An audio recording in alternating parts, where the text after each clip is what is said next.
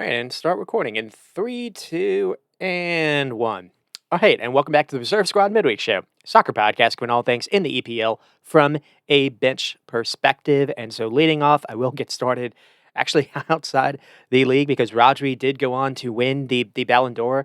It kind of came a little bit unexpected, to be honest. There was a lot of thinking that Vinicius Jr. of Real Madrid kind of had it sewed up. And, I do have some mini thoughts on this. A lot of people were upset, Real Madrid fans, but just in general, were kind of, a lot of players, like, spoke out that, they not only, wanted him to win, they really thought he was deserving, and he was absolutely spectacular for Real Madrid in the Champions League knockout rounds. But when you look at over the course of the whole season, now apparently he was, battling with some injuries in the beginning of it. The first half of that Real Madrid season, it was kind of, Jude Bellingham's kind of, coming out party essentially. Now, and they both kind of play off each other as well. But then you look at what happened with the two summer tournaments in Brazil in the Copa America. Vinny had I think it was the second game. I forget who the opponent was. Vinny had a really good game, the second one in that tournament, but it kind of uh, was I don't want to say missing, but just that whole Brazilian team just kind of was a no show over the summer, and it's possible that ended up kind of factoring in here. Whereas with Rodri, I think he was even named the player of the tournament, though I feel like that was Danny Olmo.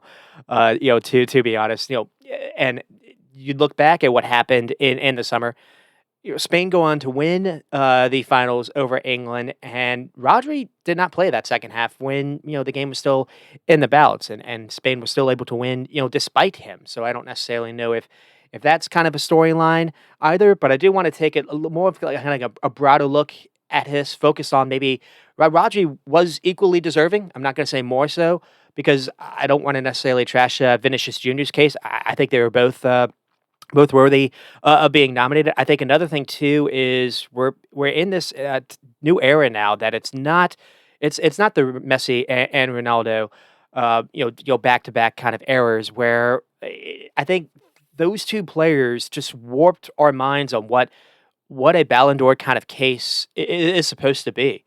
Where no, Vinny did not have 60 goals in a calendar year or whatever it is that those two guys were doing. They basically averaged like having 50 plus goals every single season just for a decade.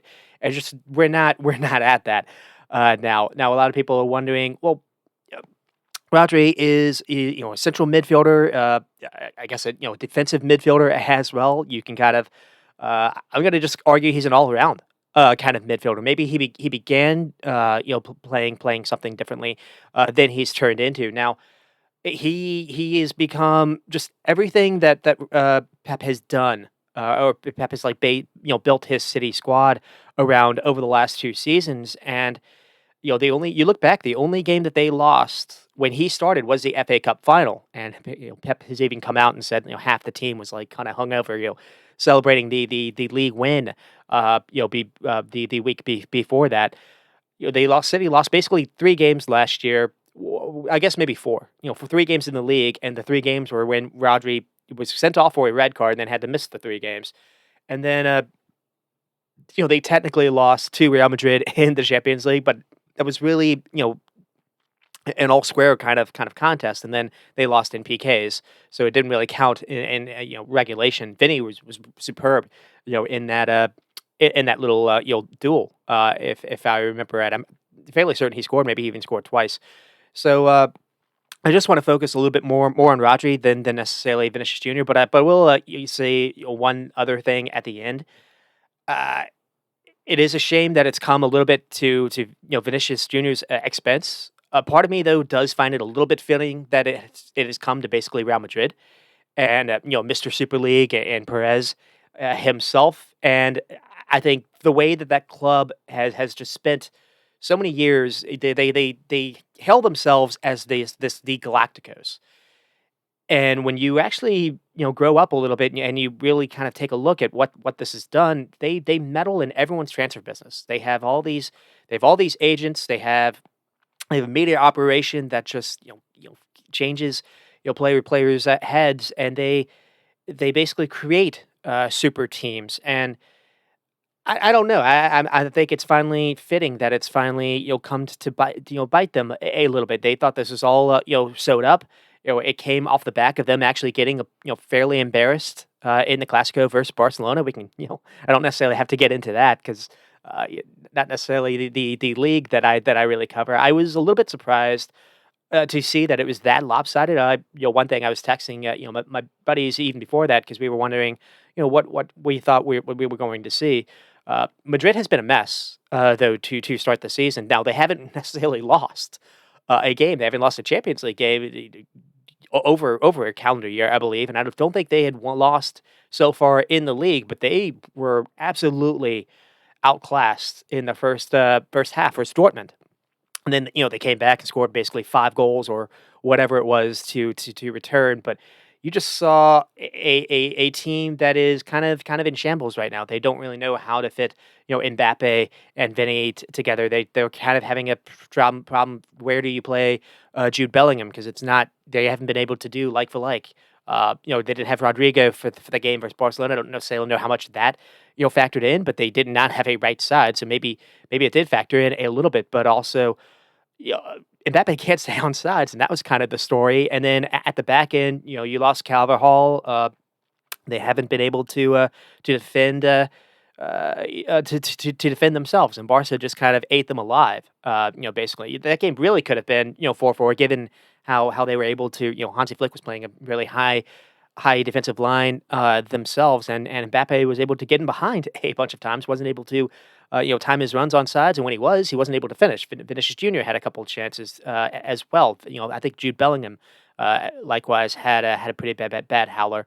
So Real Madrid are just kind of a work in progress at the moment, and it's just they were kind of banking on Vinny winning, and then that being kind of a storyline that they could paper over, and now they can't, and they handled that this kind of news with the amount of grace that you would imagine with a club of that kind of stature, as in none. They ended up boycotting the entire the entire event, which just kind of killed the mood, to be honest. But and given what Vinny has experienced, even Vinicius Jr. has experienced lots of racism over the last maybe 2 or even 3 seasons in Spain specifically. And not only has La Liga done nothing about it, Real Madrid, it's as the club itself has done nothing about it. Ancelotti has spoken about it. His teammates have backed him up and spoken about it. But the first time that they actually did start to make a comment about it was in reaction to this. They I think the club put out a statement saying it's because Vinny has been outspoken that he was punished for that, which I feel like is very, very cynical. I did not like that at all. Anyways, it's more about celebrating Rodrigo than necessarily again like trashing the others case. I can also speak a little bit more because I have watched more Man City than Real Madrid over the last couple of seasons, kind of doing this. Uh, yeah, I've seen Madrid in Champions Leagues and whatnot, and pretty much ever since Ancelotti's been there, I've had the same kind of take that they've been outplayed like any kind of knockout round that they've been in, but they've been able to you'll get some superhero moments. Vinny was a big part of that. I think they said something like he's got 12 goals for his last 13 Champions League games. And he's been fantastic in knockouts, like I said. So, anyways, getting back to Rodri and why he was equally deserving. Anyone that has watched City over the last 2 or 3 seasons, the entire team runs through him, and he's double marked, and everyone knows to try to press him. You try to press him relentlessly, and when you still look at the box score at the end of the game, he still finds a way to average over 100 touches. Even usually, it's a lot more than that. It's like 120. Usually 90 plus passes. Usually closer to 100.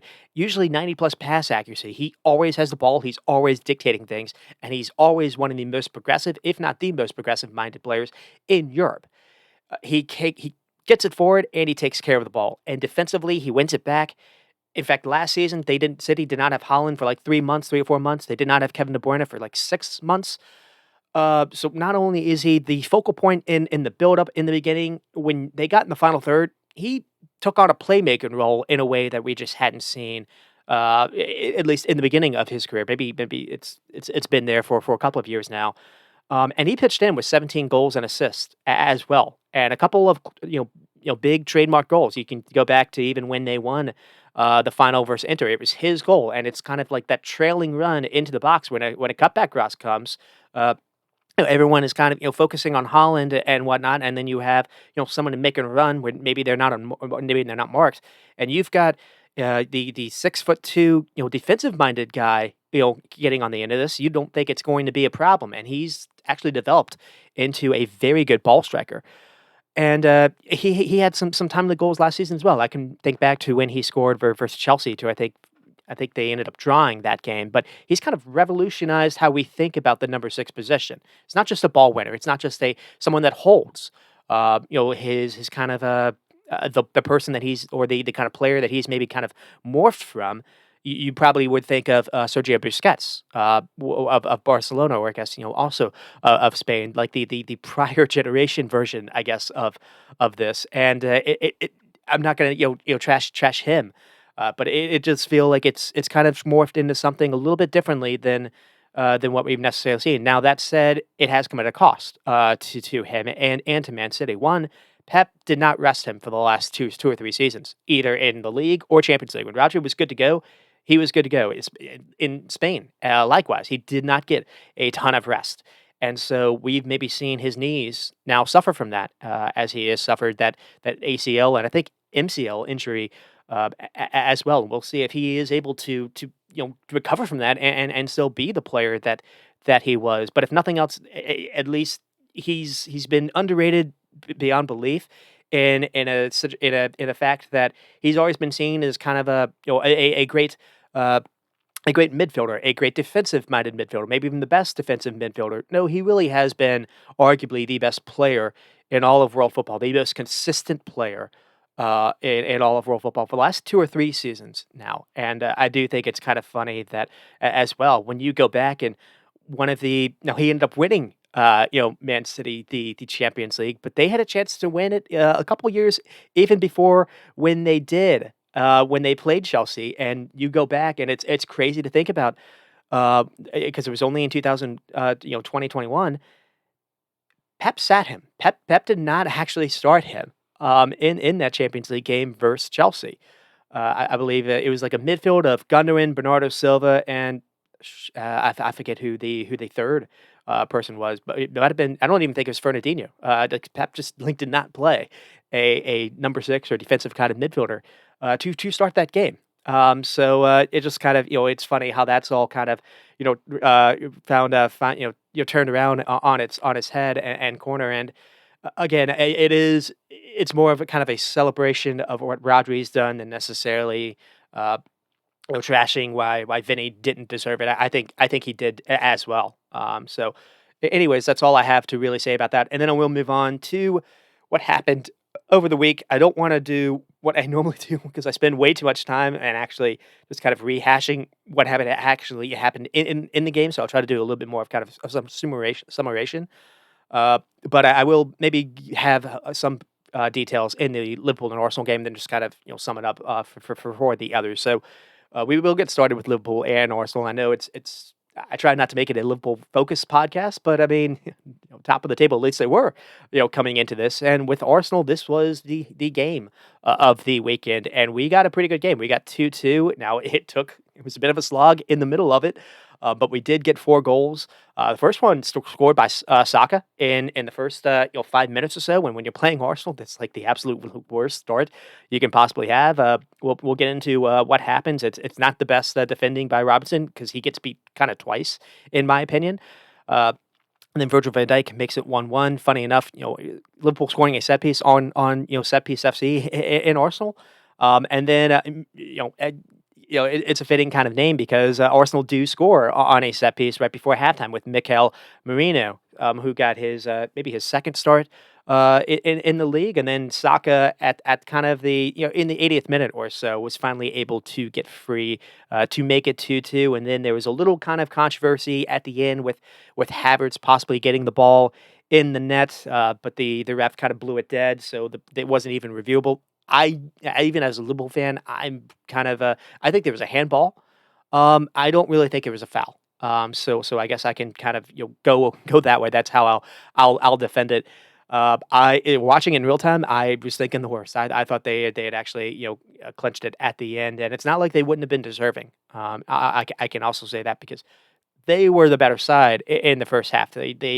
Uh, Whether or not it was Liverpool kind of having a bit of a game plan, and that just kind of backfired. But thankfully enough, uh, Slot was able to make some adjustments, and I will get talk about those adjustments from the first half to the second half because everything did flip, and so we'll get into that as well. But kind of leading off, yeah, Liverpool are top of the table as I mentioned, and but they are about to again just go through where they have really started that stretch of like really brutal games on the end of it. And Chelsea, well, just a week ago, and then they had RB Leipzig in the midweek, and so away to the Emirates just after that. And then the story with Arsenal was also the injuries, coming in to this. There was a lot of focus on kind of two players in the build-up that ended up actually playing in Julian Timber and Zaka, though Timber was laboring and he was only able to go, I think they said like 75 or 70 minutes.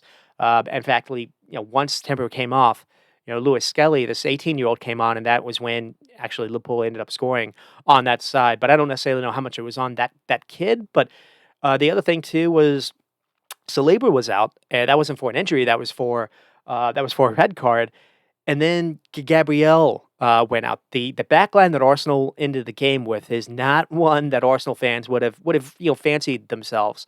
To be honest, they already didn't have Odegaard as well, and it's just when you have all that kind of context in it. Now you don't want to drop points at the Emirates, but I think Arsenal fans are probably pretty happy with the way that this ended. Also, because of what happened in the Champions League game in the Champions League week, they lost Ricardo Calafiori, uh, and I think you can make a case that he was a bigger loss than Saliba. Now, because two of Liverpool's goals come off one the set piece where Saliba probably would have been able to probably be in a pretty good position to maybe defend that. And then on that side, I just feel like Calafiori and Salah 1v1 kind of matched up together. I do think that would have been a harder, kind of, contest for Salah to get behind than that kid Lewis Skelly, uh, when Arsenal already had the lead, and it was very interesting how they had the lead. They were kind of sitting back. They were defending quite well, and they tried to go get that third, and because they pushed too many numbers up forward, they allowed Liverpool to actually counter on them. They did. So we'll get started with the starting lineups. We have Alexander Arnold, Kanate, Van Dijk, Rabo, Gravenberch, Alexis, and then Salah, Curtis Jones, Diaz, and Nunez. So it was interesting to see how Szoboszlai didn't start, and Alexis kind of struggled. That whole left side, really, Robertson, Alexis, and Diaz struggled that first half, and it was interesting how Liverpool kind of used all of their attacks to focus on that side. And when you see what Arsenal went with, maybe you understand why. Uh, so Timber was able to play, but he ended up playing on the at left back. No Zinchenko. I don't know if Zinchenko was available. Maybe they didn't really fancy Zinchenko versus Mo Salah. But Thomas Partey and Declan Rice and Marino, and you were wondering how are they going to fit them all in midfield together. And Thomas Partey was at right back, and they basically inverted him. And that was basically how they did it. So it feels like Liverpool thought one would have been able to get Diaz in kind of some spaces where maybe Thomas Partey is out of position. Maybe you can get a little bit behind him, or just in general, if Thomas Partey is on you, maybe you can just beat him 1v1. And credit to Partey, actually, he was pretty good at keeping Luis Diaz quiet. Ben White was shifted over to center back and because of the Saliba loss, and so you kind of missed what Ben White would have been able to offer. Ben White basically gets the assist to Soccer to start that game. Gabriel just wasn't Gabriel wasn't able to play that second half, and that probably factored in as well. It's possible, like even out of position, Arsenal would have been in a better situation to defend Liverpool's second goal if Gabriel had been on the pitch. And you have in midfield, you had Declan Rice and Marino kind of tried together in that little pivot. Thomas Partey again made it a 3 when he inverted, and then you had Trossard a little bit ahead, and you had Havertz, and in some cases it wasn't even like a 10; it was like double tens. Uh, the way that they were playing, and then Saka and Martinelli. So it was a different lineup than what what most of us had seen from Arsenal, and it was. But you look at that Trossard can get some pretty good hits on him, but you look at that, and it's also you just felt they're kind of setting up to have a little bit more control of the game than necessarily be really threatening with it. But that said, unlike with Chelsea, because Chelsea kind of set up like that last week with Liverpool as well, Saka and Martinelli are quite good in their 1v1s. And that was kind of the difference that we saw here. And so we get to the timeline. It really was a strong start for Arsenal. Liverpool are being sloppy with it, so that didn't help. But Arsenal are doing very good to just kind of play out of Liverpool, out of possession shape. Uh, really exploiting those spaces on the touchline between Diaz and Robinson, with Havertz running outside to kind of be a body, to be an extra man. Trossard as well they were able to just find a way to get around Liverpool, trying to run at them, and then basically what happens is Liverpool can't turn them over, can't really get kind of near anyone on the ball, and Ben White gets on it. Darwin Núñez is just a little bit late to react, and Ben White plays a great long ball that surprises Andy Robertson. So Saka is able to not only make a run off his back shoulder and get behind him, then when Robinson tries to recover, Saka, cuts it on to his left foot, the probably foot that everyone expects him to cut on. So I blame it's Robinson as well. Once Robinson gets somewhat into position, just make sure he keeps it on his right. If he scores with his right, you basically do a golf clap from there. But instead, you allowed him to cut inside onto the foot he wanted, and then he basically roofed it past Kelleher. When Liverpool were able to get back in it, there is Luis Diaz finally wasn't necessarily able to beat Thomas Partey, but was able to at least get a knock for a corner kick out, and then he basically Diaz did have the flick header that Van Dijk was able to score. And then really the one time that Arsenal just made a mistake playing from the back, I think it's Miguel Moreno who had a bad touch. Salah had an open goal almost. I mean, it's not necessarily the easiest hit, but yeah, his effort did do a little bit wide. I mean, Raya was quite worried that he was going to get beat if it had been on target, but that's just kind of a half chance. I can't really attack him. Salah was not able to get a whole lot of freedom and touches in that first half. Like a lot of attacks were targeted Thomas Partey and just favoring that left side more than the right for some interesting reasons. I guess maybe they really liked the lineup, but also defensively, Arsenal were favoring that side. Diaz was really high upfield, and it felt like Alexis, because Liverpool basically playing in two in midfield, not really three, unlike what the graph was saying. Alexis had a lot of ground to cover, whether or not it was defending Havertz or trying to defend on the wing from the middle, or yeah. And so Robertson was kind of forced into having to mark Salah kind of all on his own. He didn't really have a whole lot of help, and man, did he struggle. There's another chance where basically Saka beats Robinson for fun, and then he cuts towards goal. Shot goes over the bar, but again, Arsenal are just kind of enjoying this little 30 minutes or so.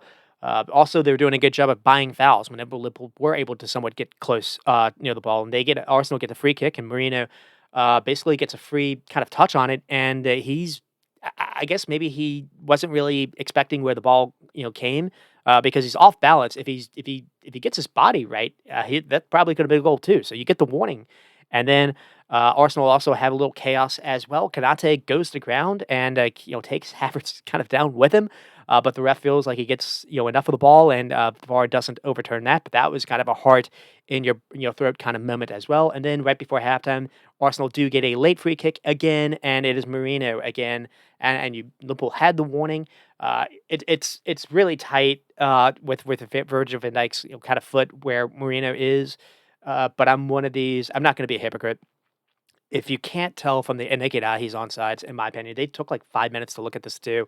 I I I just assumed it was gonna be given, and it was. So the halftime thought was this was not good.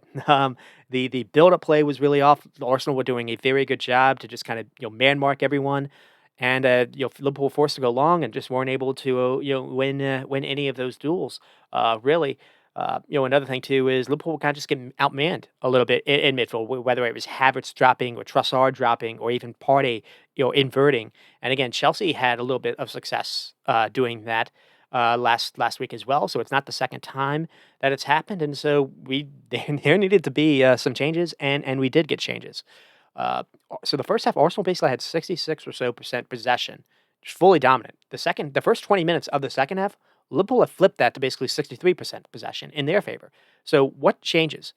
And so Arsenal start the second half kind of the same way. I mean, they're still trying to press really high when Liverpool have goal kicks or Keller has the ball, and they're trying to get Liverpool to turn it over. But here, Slot has made a tweak. Kelleher one is being more patient on the ball. They're forcing someone to run at him, whether or not it's Havertz or Trossard or someone else. So they're forcing Arsenal to kind of change up their shape a little bit. The other thing too is they've since dropped Curtis Jones to be a little bit closer to Ryan Gravenberch, and they've actually dropped Robertson to almost be kind of from a little bit of a back three, where they've almost made Trent Alexander-Arnold pushed a little bit higher up. So they have just changed the build-up shape just to allow them to have a little bit more of the ball, and it really does work. They actually start using the spare man to great effect, and Liverpool doing a really good job of just finding a way to get to Gravenberch when it looks like, at least in the first half, Arsenal always had someone that was on Gravenberch or even two, and he wasn't really able to get on the ball as much. In the second half, Gravenberch was able to show for it, and then there would be a quick kind of wall pass or something else to Kanate, just kind of keep the ball moving. The ball was moving a lot more. It was in Liverpool's penalty area, so it's not necessarily like it's not risky and dangerous to do, but Liverpool were very very good at doing it, and we start to see, the fruits of it just right immediately. So there's one really nice play where, like I said, Gravenberch is able to show for the ball. He quickly gets it out to Kanate, and then Kanate kind of plays an intermediate pass with a perfect weight on it to find Salah. And Salah is running back to the ball, and then he basically kind of one heels it forward, like this kind of little clever kind of flick, and it almost he's trying to get Nunez to basically run in behind him. And Gabriel is right there, and he has to go into a sprint, and he possibly does his hamstring in. Or at least we don't really know what the injury is, but he wasn't able to finish the game, and it all came just really from that. And so that one little kind of move ended up changing things a little bit. But even and then everyone knows the subs came on later for Liverpool as well. But really, the subs came on around like the 60th minute mark or so, and around minute 55, the possession has flipped in their favor, and so that had already changed. And once Liverpool were able to get out of their build up shape, so a little bit more kind of patient, we can say. When Liverpool were able to actually get a little bit more kind of in the second phase of it, or the middle third of it, you start to actually see, and it's when you actually know how to recognize it, it's quite easy to see. You've got Trent Alexander-Arnold in front of, I think it's Alexis, and then you basically have Curtis Jones and Gravenberch behind them, and they've formed a box four. And basically, it is basically trying to kind of either match the numbers of Arsenal, or even give them, basically a 4v3 if Arsenal want to, press a little bit higher up. That gave Arsenal fits. Robertson, forming a back three, than necessarily being a little bit higher up. That kind of changed how Saka was able to press a little bit, and now you freed up a little bit, you freed up a little bit how maybe Luis Diaz can kind of be a little bit wider to give Party a little bit more kind of a threat. And the other thing too is they moved Darwin Núñez, instead of dropping in to try to help out defensively in midfield. They've pushed him higher up to actually push that back line higher up as well. And Arsenal struggled. The uh, and you really see it actually in how where the chances came from. Like I said, most of it was coming on the left in the first half. The second half, it was on Salah's side.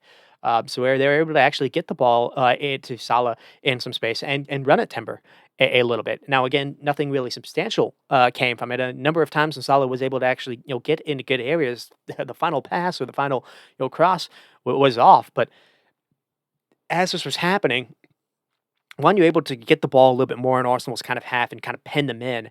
And when you're able to do that, now Havertz is defending deep. He's not able to make those runs into channels and be really annoying. Now Saka is pinned deep. Now Martinelli is as well. And for like 20 minutes or so, maybe 15, that was where the ball basically lived. And maybe a couple of times when it wasn't maybe an attack wasn't really coming off. It wasn't necessarily like Arsenal were able to win the ball back and immediately start a counter.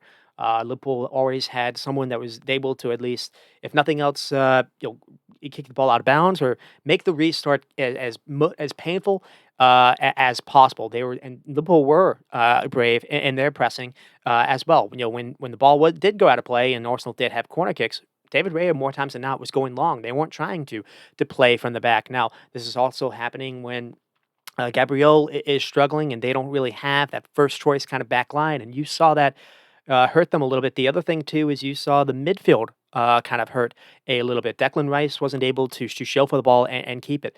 Mikal Marino wasn't either. And so Arsenal were just going long. They figure, hey, you've got two towers in there. They're probably going to be able to win those duels. And more times than not, they were getting outnumbered. And so that's where Liverpool's kind of box kind of shape was working out for them. You also have Kanate just being absolute a beast in the air, and so maybe Arsenal have an extra number in there. Maybe Trossard has dropped in. Trossard is losing all these 50-50s to Kanate. Even Havertz is losing out to Kanate or Virgil van Dijk. The being able to play really aggressive defenders is everything now in the game these days. It's not just playing a high line. It's being aggressive to win the ball backs that high up with your center backs. But another thing that was happening was more times than not, there were a couple chances where Declan Rice or Mikel Merino is able to get on the ball. There maybe is going to be a run in behind where Martinelli is trying to get behind Kanate or Alexander Arnold, and Curtis Jones is there to win the ball back. This happened twice, so that was really big as well. And then the subs come. The Liverpool subs come. Szoboszlai, comes on for Alexis McAllister. Gravenberch comes on or Cody Gakpo, comes on for Luis Diaz, and then Tsimikas actually comes on for Robertson. And after that, Liverpool just kind of continue to have a little bit of their hold on the game. Now Arsenal did have a couple breakaway moments in that second half where it could have been trouble, but Virgil van Dijk and Kanate were both able to handle sprints to loose balls. Whether or not it was on Saka or Havertz, Kanate or Martinelli, that was happening, or Tsimikas actually did a really good job to win a sprint to a loose ball on Kai Havertz. Because when that happened, I thought that was maybe when taking off Robertson for Tsimikas. Tsimikas is better on the ball, but Robertson maybe has better engine. Tsimikas actually did a really good job to win that sprint because that could have been a disaster as well. And then right before we get to a couple of the Salah goal, we have Trent playing a loose pass, and he was loose a couple of these moments.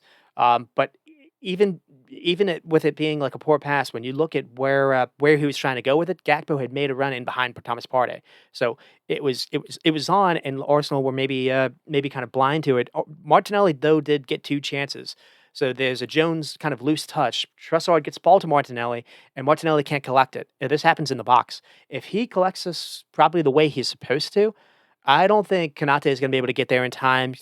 Martinelli is going to have a pretty good shot, 8 yards, 8 or 12 yards away from Keller, and if he gets it, low enough, it's probably going to find the corner.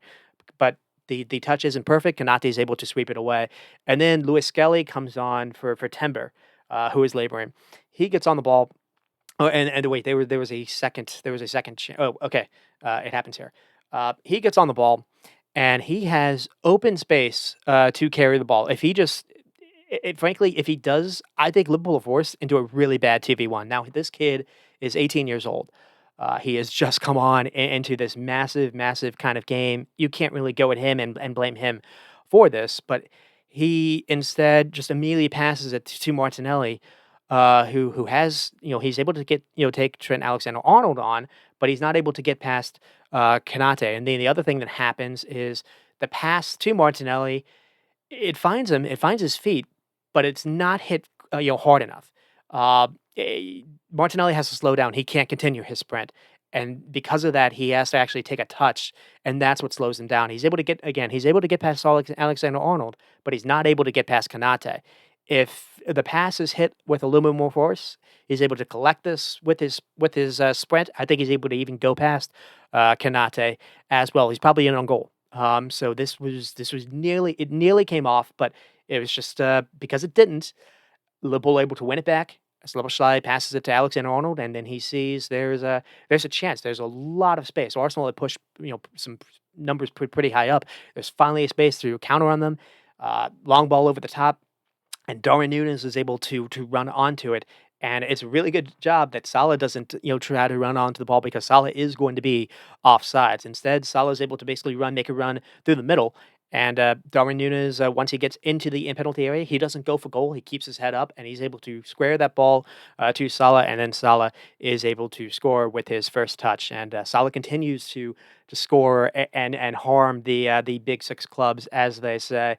But the game wasn't over. The Arsenal still had some scares at the final 5 minutes. I was wondering, can Liverpool actually come out and win this? And they really weren't able to create, many looks after that. Arsenal really did kind of wake up, I guess we can say. Jesus had just come on as well as just kind of a late ditch kind of Hail Mary sub, and Jesus was able to get on the ball inside the box, and Curtis Jones actually had to stop this. Otherwise, who knows if that it's able to sneak past Kelleher as well. And then right at the end, Havertz basically bulldozes and causes a lot of chaos. And again, eventually he's able to float the ball over Kelleher and able to basically uh, you know, destroy the ball to get it into the net, but it is called back for a foul. So uh, again, when you look at everything in context, if the last thing if you're a Liverpool fan, you want to do is concede to a team that's very good at sitting deep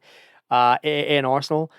Playing that deep block, and Arsenal without a lot of their creative kind of players. So you kind of imagine they would have had to come into this with a more of kind of a defensive first kind of mentality, and Liverpool were able to actually come from behind twice in the game. So I think the draw is quite a fair result for both sides, given the circumstance. Arsenal better in the first half, Liverpool better, in my opinion, in the second half. But there really wasn't a ton between it. Not a lot of XG between them. Neither over one, despite scoring two goals. Both having basically 9 shots apiece, and not a lot on target. Arsenal had 52% possession in the first half, but it ends with 45 to 55. That just says what happened in the second half. And passing was low percentage for both teams too. 300 for Arsenal, 80% accuracy. Liverpool 387 and 83% accuracy. So I will get started with the Liverpool side again. A draw is better than a loss, but when you look at Arsenal without Odegaard, Saliba, Calafiori, and then they lose Gabriel, they lose Timber as well. You've got Thomas Partey at right back. You're playing out of position. Liverpool without Harvey Elliott and Jota. Liverpool had some no Chiesa as well, and they wouldn't have started, but that they're difference makers at least off the bench, where Liverpool maybe could have gotten some kind of ways to maybe change the game in their favor later. Slot wasn't able to necessarily do that, but when you look at what Arsenal were missing, it was possibly a missed opportunity. But that said, uh, there is a lot of ways to spin this as positive. And the tweak in the second half completely changed things. Moving to a back three, just to just get some time on the ball. But Kelleher's role was really big into that too. It's not easy to verse a team like Arsenal as well. You gotta make decisions very quickly on the ball, and you've got to make sure that when you do pass it, you're passing it to feet, you're passing it quickly. It can't be a pass too hard because any kind of missed touch, it's going to be a turnover, and a turnover in your own box. He was really big in the way that they were doing that. They were trying to go long in the first half. It was not working. They were much more measured and patient in the second half, and they also changed kind of Trent's roles a little bit. Instead of Trent kind of being more kind of involved in that, he was a little bit further ahead, and they dropped Robertson. Robertson's usually not the kind of guy that you want. Uh, and that too, I think it was mostly just a way to just kind of change the way that Saka was trying to defend. Uh, but uh, some other things to talk about. Liverpool get the second goal because of Salah scores it, but also Darwin Núñez. This game does not happen without his runs, his running without the ball, and him keeping his head up. Um, and so it the way that it was having the Darwin Núñez also had the right weight of his pass.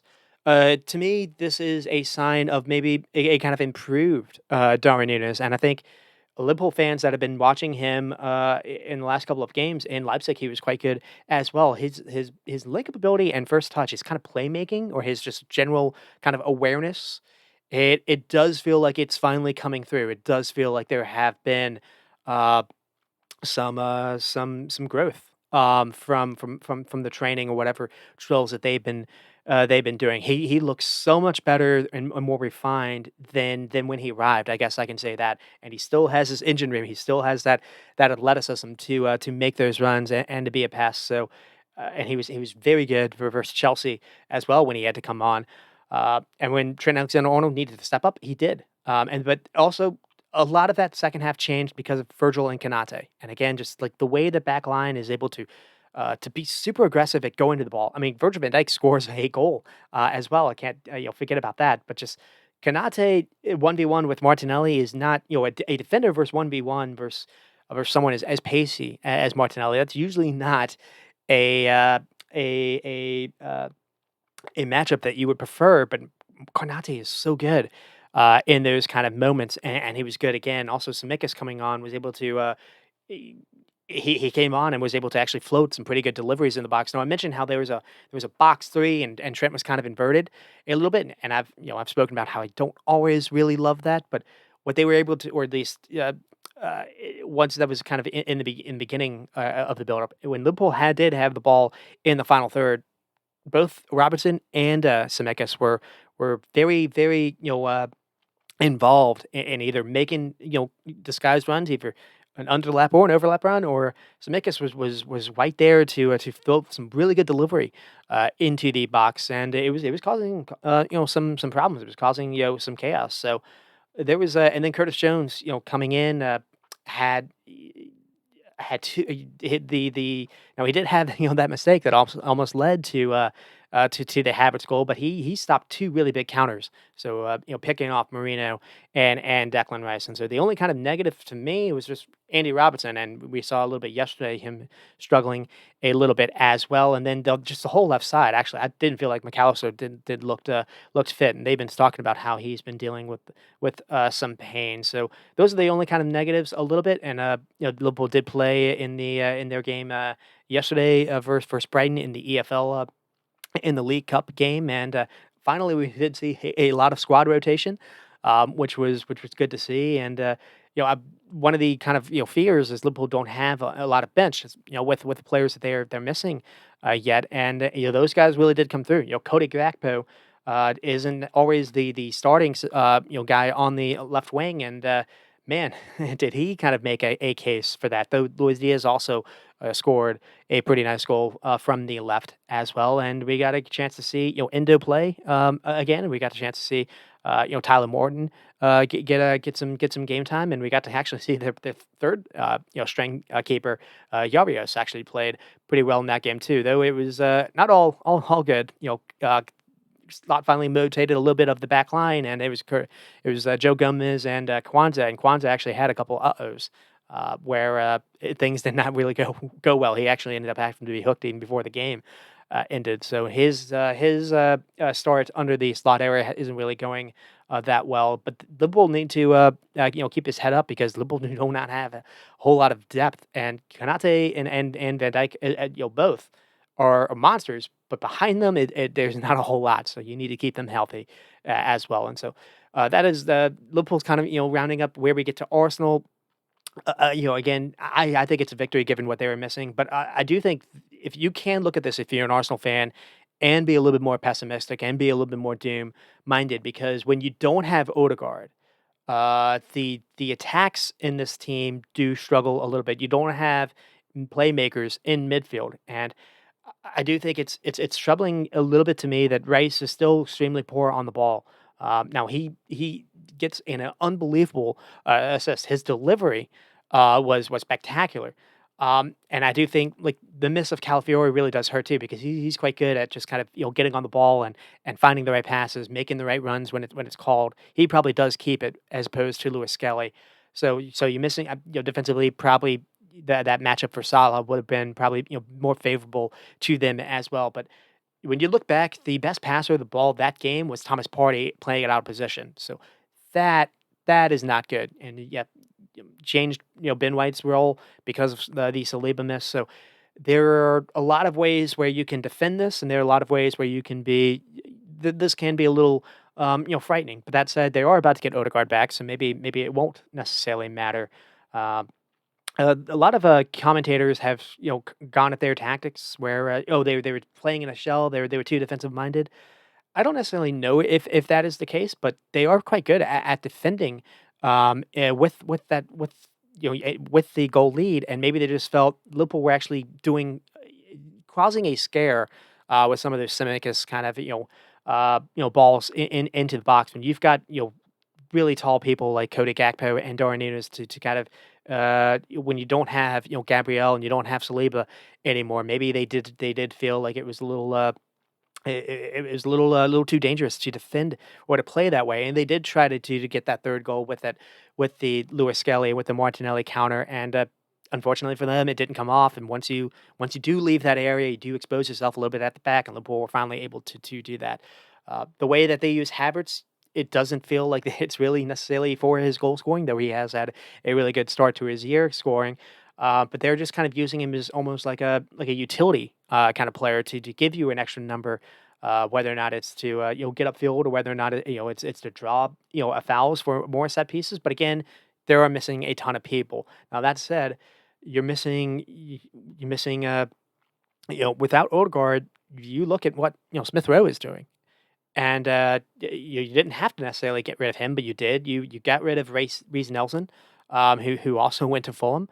Now, I'm not necessarily saying they would have necessarily always gotten game time. That's the reason why they left, because they weren't getting game time. You've got this 17-year-old Naori. Now, versus Liverpool is not really the best time to play him, but Arteta probably needs to be a little bit more kind of inventive in how he's thinking about how to set up this team a little bit. Now, we did see a change. We did see a change from what we saw versus Bournemouth. We saw Trossard try it in that little 10 roll, and Trossard's really good on the ball. But he can get bullied, and basically he was. So that was kind of the only kind of negative there. And so that is where we are for the first game, and then I'll be a little bit quicker in how I sum up the others. I'll promise. So Man City and Southampton. Man City do go on to win 1-0 with Holland. This happens in like the first 5th minute or so, or in the 5th minute, and you were wondering, is it going to be a really bad number? And Man City were finally got coming off I think it's a 5-0 or scoring 5 goals and a comfortable win in the midweek in the Champions League game. Phil Foden finally got going for them. Holland scored an unbelievable acrobatic goal, and he scored kind of not a similar goal, but he scored another kind of acrobatic, just off balance kind of tap in goal. Kind of a different way. He just knows how to get the ball in the net, basically. They're finally starting to cross the ball into him. This goal comes from Mateus Nunes getting the ball on the wing and just floating a ball into the box and just see what would happen. And he's able to get on the end of it. And you were just wondering, is it going to be a bad number? Because Southampton have been known to give away bad numbers over the last few years. The famous 9-0 game, I think it was versus Man United recently. And frankly enough, it possibly could have been, because the way the Man City played in the second half, Holland easily could have had a hat trick just in the second half alone. A couple of these really bad misses, frankly. But also, Southampton did enough to somewhat take the sting out of the game at the Etihad, in a not way that you would expect. Now, you look back at it, Southampton had a couple chances too. Cam Archer right before halftime was free on goal. Really, really clever build-up play that they were able to go from goalkeeper to all the way upfield. A nice little flick, I think, for Fernandez to get Archer in behind. I think Akanji is out of position a little bit. Rico Lewis out of position a little bit, and Cam Archer is able to basically carry the ball from the halfway line to get a look at Ederson again, and Gvardiol was able to make a recovery run to make it somewhat uncomfortable, but Archer is able to lift it and just gets unlucky. To be honest, he basically is denied by the crossbar, just hitting it just a tad too high. But that there was a chance there, and it's not. We've seen that exact kind of that kind of play. We've seen that. We've seen that with Fulham. We've seen that with Wolves, and we saw it. We saw it again today. We actually saw it yesterday with Spurs in the EFL game, which they ended up losing. So Man City have some issues, and they don't have Kyle Walker now to be their kind of transition kind of killer, and you don't have Rodri either. Kovacic is kind of learning how to play like this number 6 kind of position. He's learning a little bit on the job, but Man City out of possession.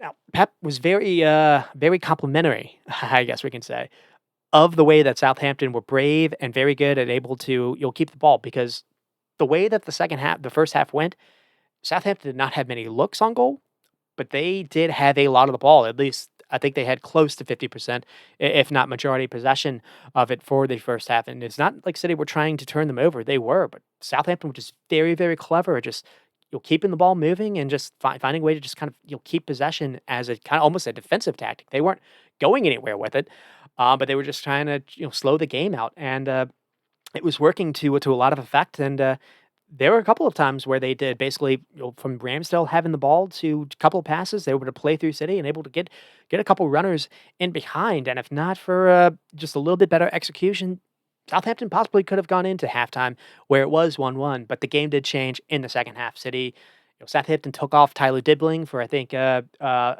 second striker.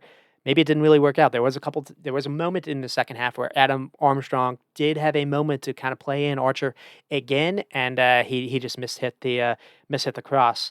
Uh, Southampton, though, all their kind of joy did kind of end a little bit in the second half, where the game only ends 1-0. Could have been a lot more, where there were a lot of sitters missed. To be honest with Holland, and it was. It was a weird it really was a just kind of a bizarre kind of game where you do see the miss of Rodri, the miss of Kyle Walker. It's not this is a vulnerable City team in a way that we haven't seen, recently, but that said, they're still winning games, so and Holland's able to get going when they finally look at him, to cross the ball in. Savio had a brilliant kind of cross where Holland just, back post, and he somehow lets the ball kind of miss. It seems like it's harder to not score than score in the position that he got in. And then, similar, there was another cross, sent in. I think it was Savio again, and Holland. Now it's not. This isn't an easy chance on this one, but he is able to. It's back post again. It's balls in the air. He is able to get a head on it, and it's just instead of directing it towards goal, he basically heads it sideways. So I it was, 22 shots, 8 on target, almost 3 XG, 4 big chances for them. Possession did flip, almost 60% in their favor in the end of the game, but it was 52 to 48 in that first half. But here's what's crazy. Southampton have 434 passes, 91% pass accuracy. That's not a number that you normally see with Man City. City are usually quite good at turning people over. Now, here's what's funny. Man City had 571, 93% accuracy, a little bit better at this than Southampton. But when you look at the own half, where was Man City doing all that 93% pass accuracy? 120 of it was in their own half. All of the others were in Southampton's half, essentially. Out of Southampton's 434, 338 were in their own half. So that just kind of says Southampton were good at keeping the ball, but we're not really good at necessarily getting it near the goal. So we'll get started with City, the top of the league now because of the Arsenal Liverpool result, probably the one that they would have favored. Missing Rodri, missing Kevin De Bruyne, they're not going to care about that. But now they're also missing great. Well, I shouldn't say that, but they're that's in the back of their mind, but now they're also missing Grealish and Doku, and possibly they lost Savio yesterday as well. They're kind of dropping. Everyone is dropping flies. They don't really have a lot of people to play on the wing, and actually, Mateus Nunes has kind of been their unsung hero in the last couple of games, where he's come from just not really having a spot in the squad. Pep, paid. They paid something like 50 million for him to get him off Wolves last year, and they didn't really play him like at all. And when they did play him, they tried to play him and fit him in midfield somewhere. Now they're trying to use him on the wing, and he's got some really good pace to him, and he's got some pretty good ideas when he gets in the box. And I think he scored yesterday for them as well. So Mateus Nunes is starting to be a pretty big, pretty important player for Man City. And well, you mentioned how all the people that they're missing. Phil Foden needs to eventually, come out of the shadows. Now, one, he didn't necessarily have a bad game, and this 2 or 3 games in a row now where Foden's actually been looking to try to play Holland in. There was a moment in the second half, early in the second half, where Foden was able to get a look at goal and just kind of dragged it a little bit wide. So it feels like he's close to catching on again. He apparently played yesterday and wasn't able to score. Though he was played at kind of a false nine. That's not really his thing. Um, the tactics already kind of mentioned it. The if Man City's kind of play out of possession in the past, they've just been able to be Man City, and it's been able to spook teams into giving the ball away. That hasn't necessarily happened recently. It's not just Southampton doing this. It's not like Wolves were able to do this, but uh, Fulham were able to do this as well, and it was actually in Man City's end, from what I remember in the second half of that game. So it's not just being vulnerable on the counter. That's one thing. It's not being able to turn people over like they used to. So we'll see if they're able to figure that out or not. And when you look at Southampton, there's a lot to like. The way that they're able to keep the ball under pressure, but the problem for them is we now have a very recent kind of comparison to look at, where Burnley tried to do this too, and we know that Southampton have lost a couple games because of the few times that they have been able to to make mistakes, kind of playing this way. I don't necessarily want to be a negative downer and to say that'll be what sends them down. I don't think defensively with the center backs that they have with Bednarik or Stevens, I don't know if they're good enough. Tayward, Harvard, Bellis, actually, I think is a City product. Someone that I think is an England kind of youth, national. I think he was on the U21 team. He's crazy young now. He does seem to look a decent player for them. I don't know if that's necessarily enough. Ramsdale can be a pretty good shot stopper, but I just defensively, I do think that is kind of a little bit of an kind of zone, but also where are the goals going to come from in this team? And they took out Tyler Dibbing. I don't know if it was for a knock or not, but someone needs to step up. Whether or not it's and Dibling's only 18 as well. Whether or not it's Cam Ardern, who has started to feature and fill in with a couple goals. They do have this 6'6", 6'7" guy in Paul Onuachu, who we've started to finally see come off the bench a little bit. They still have Kamaldeen Sulemana. They have Maxwell Cornet, who is able to when he's been fit, he's been able to score for a couple of teams. I think he had that run with Burnley when he left Lyon. They have Bremerton Diaz still. If they want to get him some minutes, I think he did play in their recent League Cup game as well. And then you have Adam Armstrong, who had basically I think is the reason why they're in why they were promoted last season. I think he had something like 20 goals for them. So someone needs to finally step up. To be honest, because it's kind of struggling a little bit, outside of that. You're gonna need to score some goals, to win some games. It's simple as that. One thing I can say is one of the players that finally did make a return to the squad, one of the reasons why they were very good versus Man City in their building up play and basically able to kind of just orchestrate that kind of part of the pitch in their favor is Adam Lallana, the conductor, was back in the lineup, and I don't really understand why he hasn't been playing a bunch of recent games. Now his fitness has long been a bit of a nag, but hopefully he'll be able to to keep going for them because he definitely gives them a little bit something else, some leader, some veteran leadership on the pitch, also in the locker room, and we'll see if maybe he can carry do a little bit of a magic job. It's pretty cool that he actually has returned back to his boyhood club in Southampton because I think he was at Southampton when Liverpool got him many years ago. So that is where we are with that, and then. We get to the other game of the weekend, maybe not the one that people would have expected, but given the what the result has done, it was probably the second or third most important talked about game. We get to the who is going to get sacked kind of derby, is the way I kind of put it, but also the Wan-Bissaka revenge game as well, as the way that it kind of played out in Man United and West Ham. West Ham do go on to win 2-1. Little controversy in the second goal for West Ham. I'm not going to lie. I don't think it was a PK, but regardless, if it had ended 1-1, maybe Ten Hag isn't sacked, and maybe we have to do this whole. Maybe we're just kind of delaying this whole shebang. Um, but so Man United have actually already moved on to hire a new coach, and frankly, even before they hired a new coach, they the interim guy, Ruud van Nistelrooy, was it Van Nistelrooy? I think Ruud something. Yeah, I think it is Ruud van Nistelrooy. Was able to lead his team to a 5-2 kind of game in the EFL League Cup game. So 1-0 Somerville. This is a game that Man United could have easily scored 5 or 6 goals in the first half, and the fact that they didn't, I was wondering, are they actually playing to get this guy sacked? One of the misses, like, I think Diego Dallo just missed a completely open net, but it wasn't just him. Garnacho was completely free, was able to hit the post. That one you can understand. Another completely, 1v1, he's not even able to get it on target and tries to go for the far post and just misses it wide. Bruno was completely free, no one near him, and he heads it over the bar. There was another where Bruno wasn't able to control a touch when he would have been in on goal as well. West Ham were all over the place the first half. Uh, and lo and behold, they were able to actually get the first goal with Somerville, and Somerville doesn't even start the game. So that just says how completely different this game was. And then Casemiro was able to make it 1-1. Casemiro actually had a pretty good, I guess 1/3 or kind of 2/3 of the game. He wasn't. He was a little bit exposed in the second half. The first half, a lot of the Man United kind of attacks were coming from Casemiro, having really clever passes, really clever vision.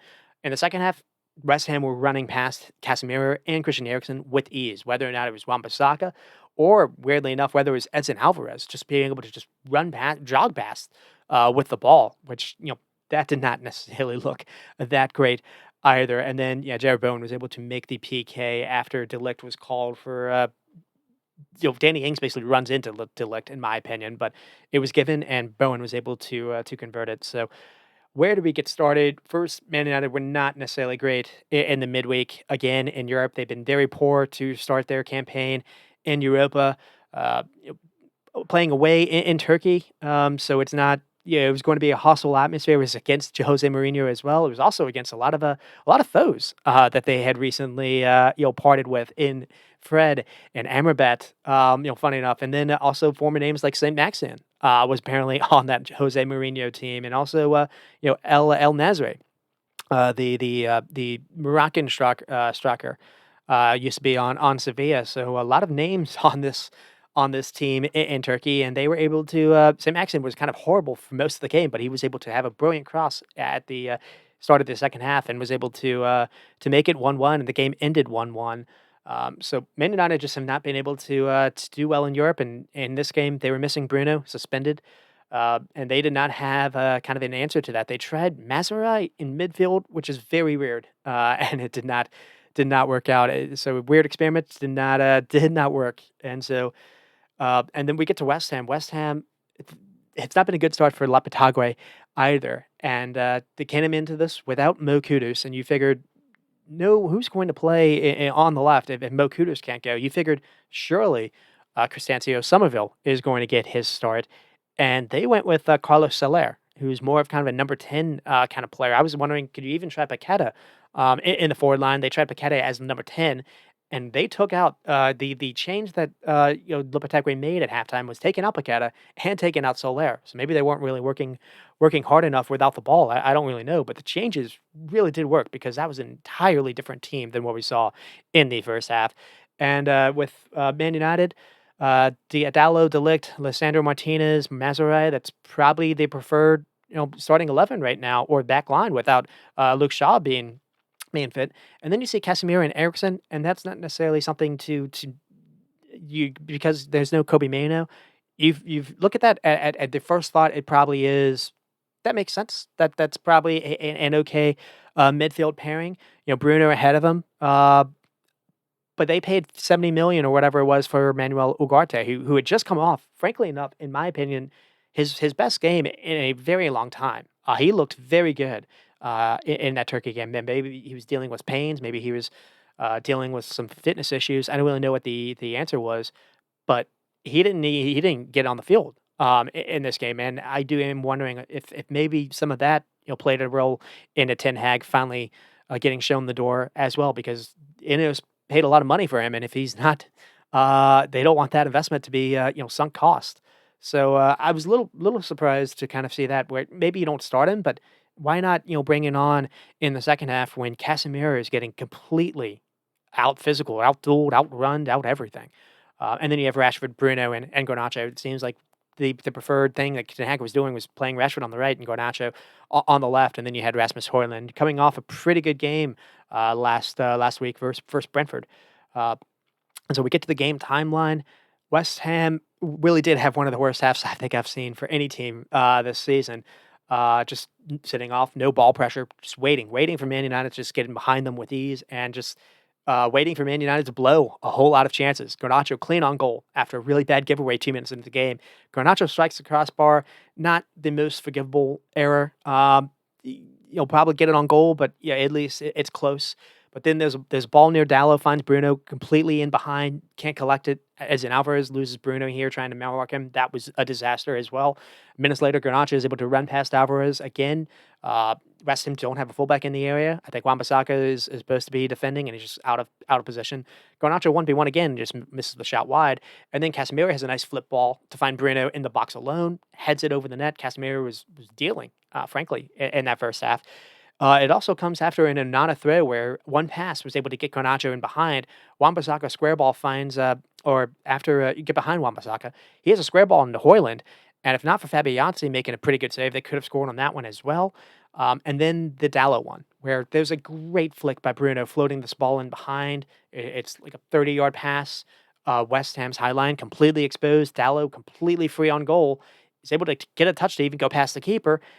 And he just gets it all wrong with the open net. Now, the ball is bouncing. Maybe it has some side spin on it. I don't really know how much you can really be understanding and courteous. I do feel like probably at least get it. Well, if you get it on goal, it would have been in. It was an empty net. Got to get it in. There's no defending that. And then on a free kick, Eriksen pretty good delivery. Casemiro's header required a pretty good glove save by the keeper. Otherwise, that would have gone in as well. So halftime, I think a lot of people's thoughts were one, how are Man United not 3-1 up already? And then two, is Lopetegui going to get fired at halftime? Because this was as bad as they had looked in general. This was as bad as any side had looked, and we do see some changes. Something had to change, and we saw a lot of changes. So Mavropanos got the start over Todibo. Now Todibo did not have his best game last week for Spurs, where Son was able to kind of take him on 1v1, but that's understandable. That's 1v1. That's Son, an attacker as good as he is. Slightly, I'm glad that Todibo was able to get a chance to kind of redeem himself, and man, did he do that? Well, we'll get into what I mean by that a little bit later on. But he, if nothing else, can press you higher. He can be more aggressive, higher upfield. And basically, that's kind of a little bit of a hint where I'm getting at. Then the Thomas Suchek comes on, Lucas Paqueta off. Thomas Suchek maybe a little bit more kind of physical, demanding. Now, last week they tried him, and it's just Suchek and I think it was Rodriguez kind of alone, kind of by themselves, and they were getting outworked. Here it's Suchek, and you have Alexander Alvarez, and you also have Rodriguez, and you've got three kind of dual physical monsters there, and you're not going against Sarr and Basuma like you had last week or Kulishevsky. You're going against a 38-year-old or how old he is in Casemiro, and you're going against all 34-year-old in Christian Eriksen. And they just really did outwork Man United there. And then Somerville on instead of Carlos Soler. Carlos Soler was not able to get any kind of any going at all, kind of a ball to feet kind of player. Maybe in other games he can be kind of a creator. Here, Somerville is just a little bit better, a little bit quicker, a little bit more kind of a pacey kind of winger, and he's struggled to get going. To be fair to him, but he get going. Even before the goal, he had a great little run, and he was able to take players on, and he was also really physical. He was really good at holding on to the ball, using his body to shield it. He looked really really comfortable. To be honest, and so not just the subs coming on changes things. We see a different tactic almost. So Alvarez has been dropping into a three. We'd seen that a little bit before. He's not really following Bruno man marking. So it seems like the role kind of changed a little bit. We see Todibo going a little bit further wide. We see Kilman going wide on the other end. So really kind of stretching it. And it's pushing Wan-Bissaka and Emerson higher up to almost crowd the midfield themselves. And you got Suchek and Rodriguez kind of being in there. And you have Somerville, Bowen, and Antonio to kind of be your attacking threats. And the West Ham did try something similar a little bit versus Chelsea, and they got roasted, but it worked out. It worked out here. So we see some life a little bit after the changes. starting to win a lot of 50-50 duels, starting to recycle the attacks. Wan-Bissaka starting to make runs upfield where he's not really being tracked. He's starting to get some crosses off. They're blocked, but West Ham were able to keep the ball. Now Antonio is able to get in behind, and he nearly is able to get past Onana. Onana is able to come out, but Onana gets basically kneed in the face here.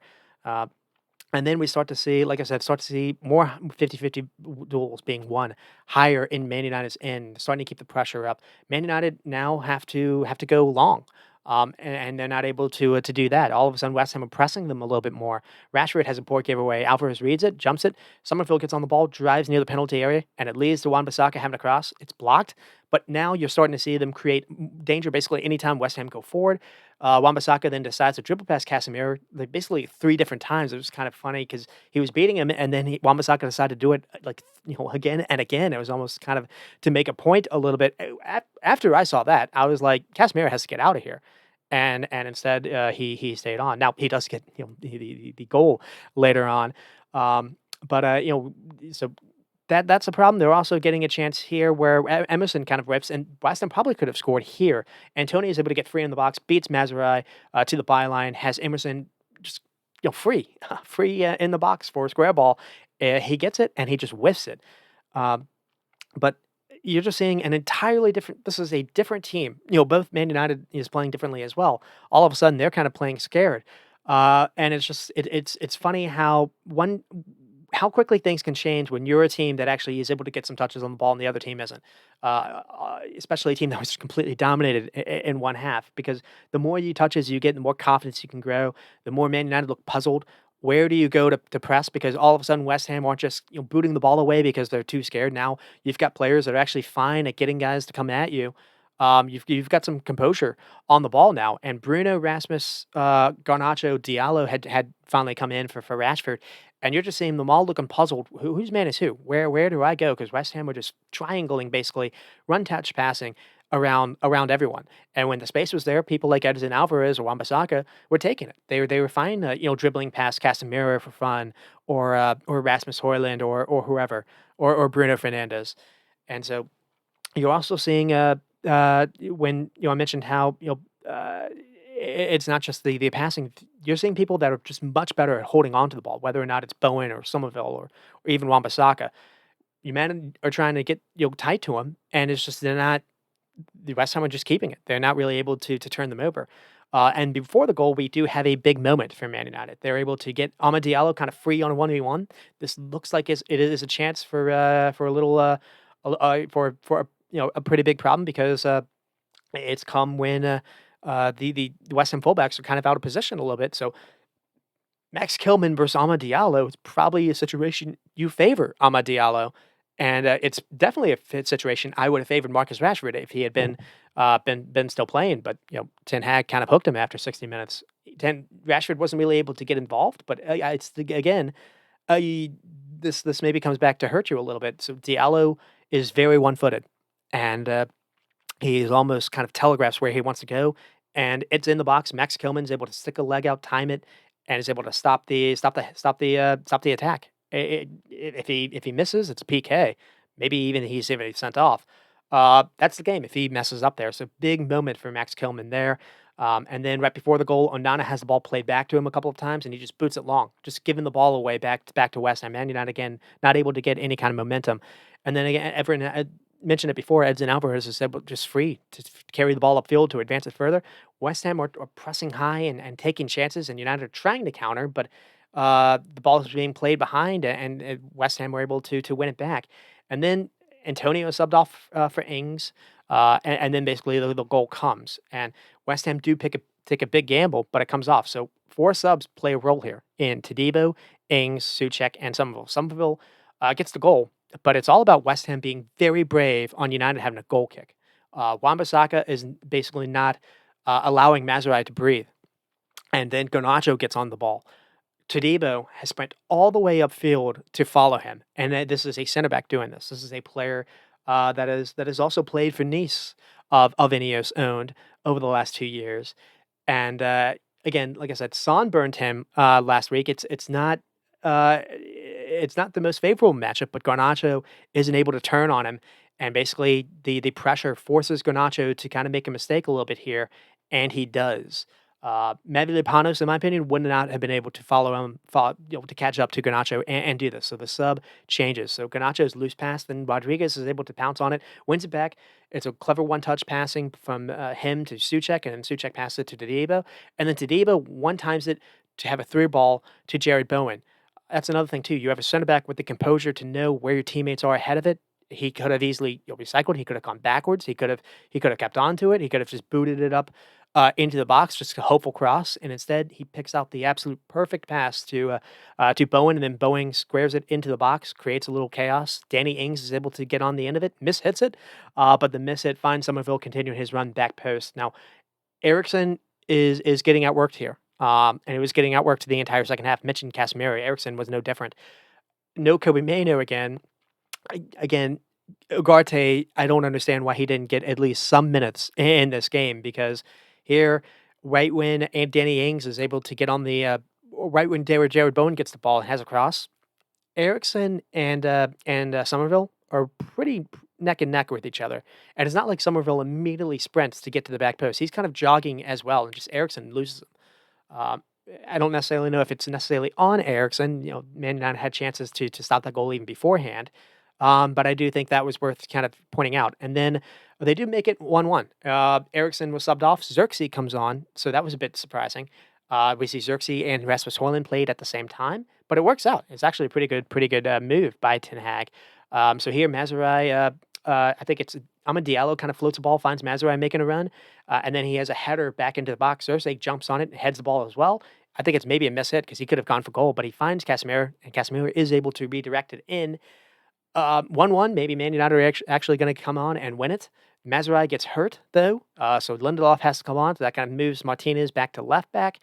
And then Danny Ings basically runs into De Ligt, and the ref kind of initially he doesn't reward it, and then VAR people say take a second look, and it is given, and Jared Bowen is able to win it, or is able to score it to win the game. So many ways to look at this. Man, all those blown chances, the PK, whether or not it's a PK or not, it's a story to me about West Ham. There a lot of people are gonna spend time talking about Man United and what they should have done, whatnot.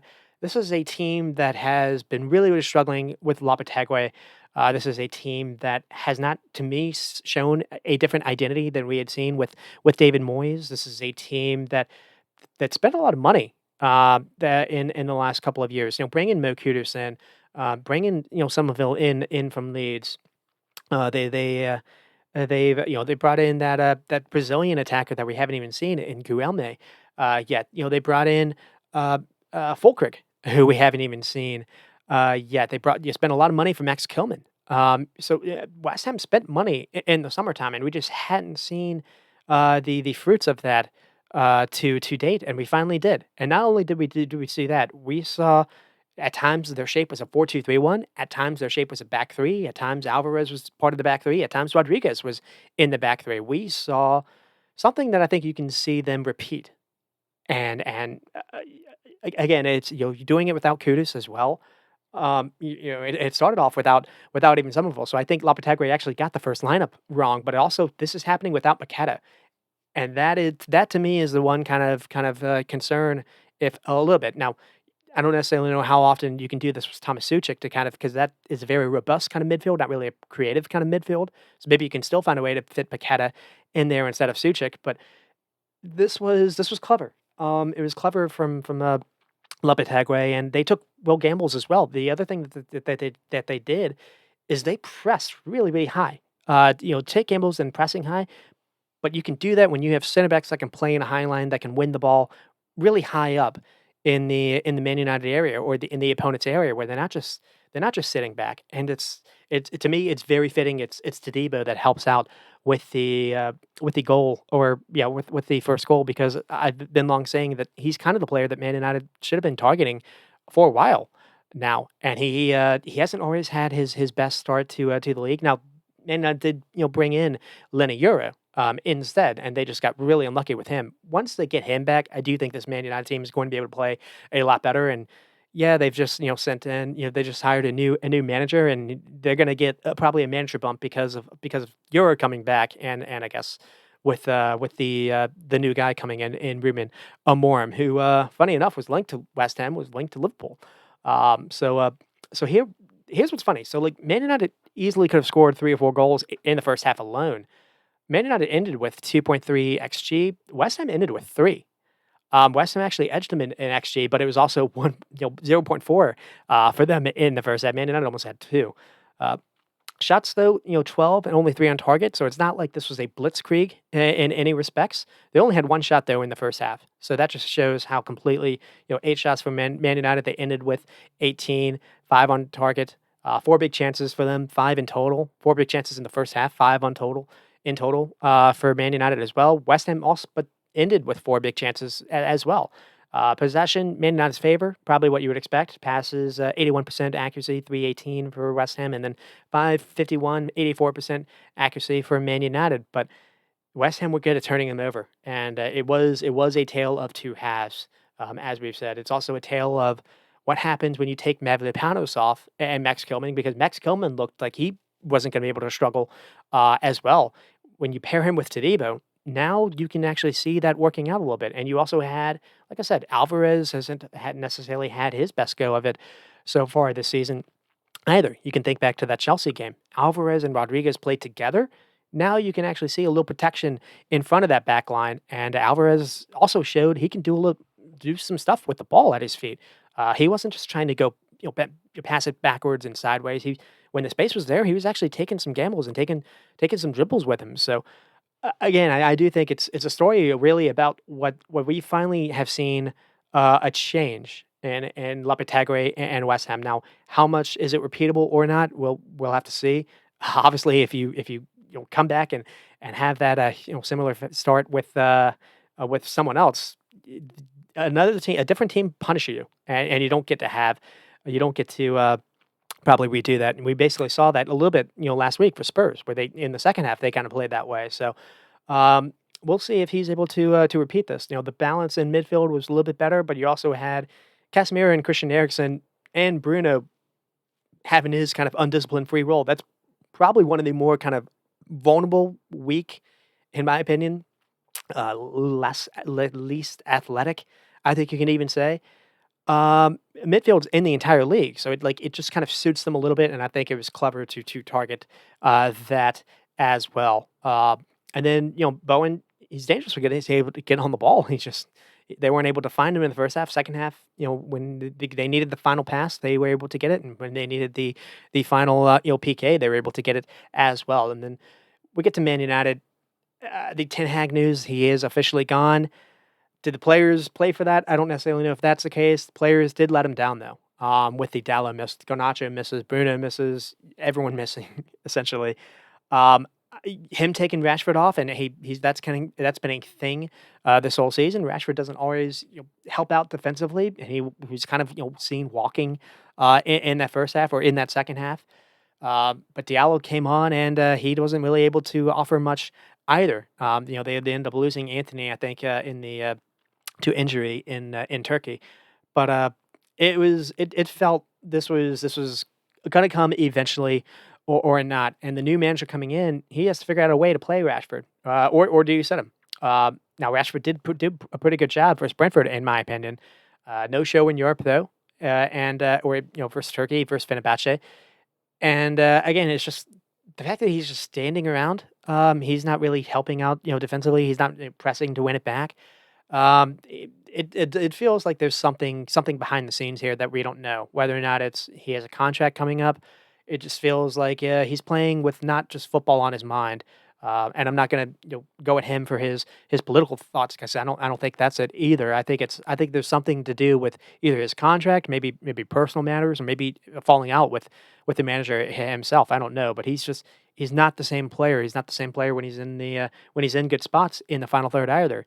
Uh, and that said, when he is able to get on the ball, we saw some magic that we saw versus Brentford. He still has that. He still has some pretty good pace. I actually think he's been pretty good when he's played on the right, he's actually, in the Fenerbahce game, he was able to make a pretty good cut, and he nearly scored a fantastic, individual goal. I mean, he's only 27 or so. There's still someone there. So who the new manager coming in, can you find a way to, get that back? Rasmus not really involved in this game as like he was versus Brentford, but I do think the story of Man United, story for them for the last year or so, has been the back line being a mess. They can't do what Tadibo was able to do for them. Martinez isn't really a center back. He's the one that can maybe do that. He can be really aggressive high up. I don't think Delict can do that. Onana giving the ball away when he didn't really have to. You brought in Onana to be someone that's really good with the ball at his feet. Onana can find an unbelievable pass, like a FIFA-like video game pass, with a long ball to find someone that way. Does he have the ability to find people's feet when you need to just kind of recontrol the game a little bit, like Ederson's able to do?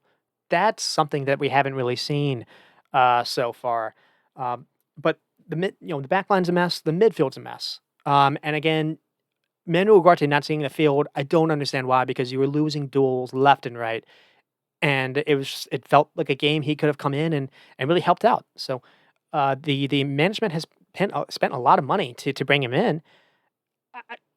To me, I'm wondering a little bit if that is a little bit of their thinking. Can they get someone else in that's going to play him? But two, can you bring in the person that actually had some success playing him? Because before Manuel Ugarte moved to PSG, he was at Sporting playing under Ruben Amorim. So that's kind of where we are. I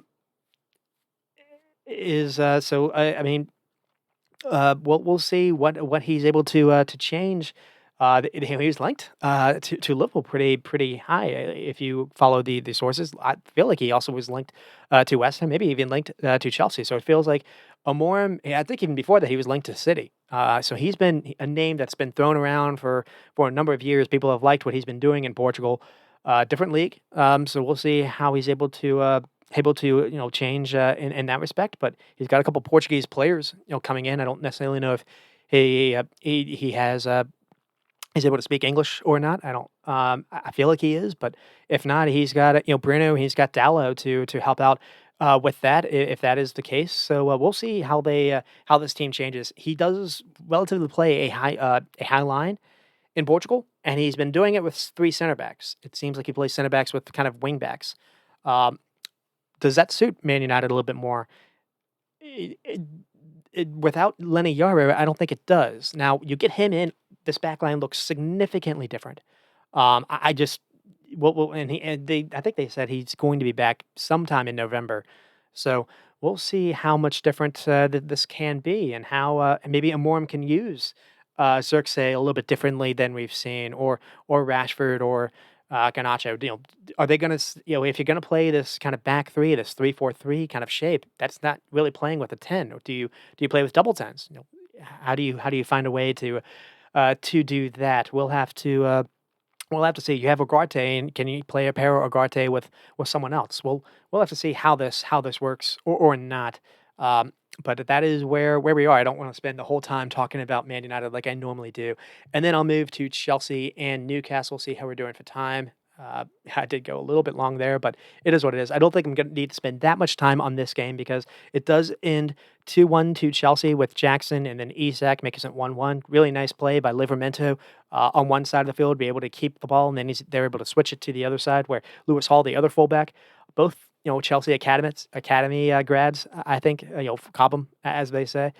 Came back to kind of haunt Chelsea a little bit. They played a role in the goal that Isaac was able to get on the end of, and then Cole Palmer made it 2-1, scoring a early in the second half after getting the ball in that little space, and he's able to just have a free run. No one in Newcastle is able to be aggressive. Fabian Schär just allows him to get way too much space. Able to just kind of look at the goal and is able to beat Nick Pope from the near post, and then it was kind of a weird situation after that because it happened like the 48th minute. Newcastle did have moments to tie this game. In fact, Isak was actually Alexander Isak had a free header that Reece James actually had to be on the end of blocking, and then Isak was able to actually get in behind after a really poor mess up, I think, by Wesley Fofana, kind of heading the ball backwards. Isak completely in on goal. He's able to even go around the keeper, Robert Sanchez, and either he has his head too high up, or he just maybe gets his feet, not sorted. He's not able to actually get a shot or get a pass off, and it was an open net at that point. That could have made it 2-2, but that said, Chelsea did feel like they were the better team, did have a little bit more control. Uh, that is kind of the way it ends. Chelsea, a bit of a wake up call last week, but a good way for them to bounce back. Palmer definitely bounced back.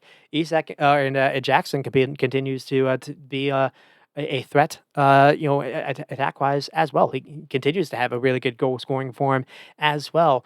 And then Newcastle played really well last week versus Brighton.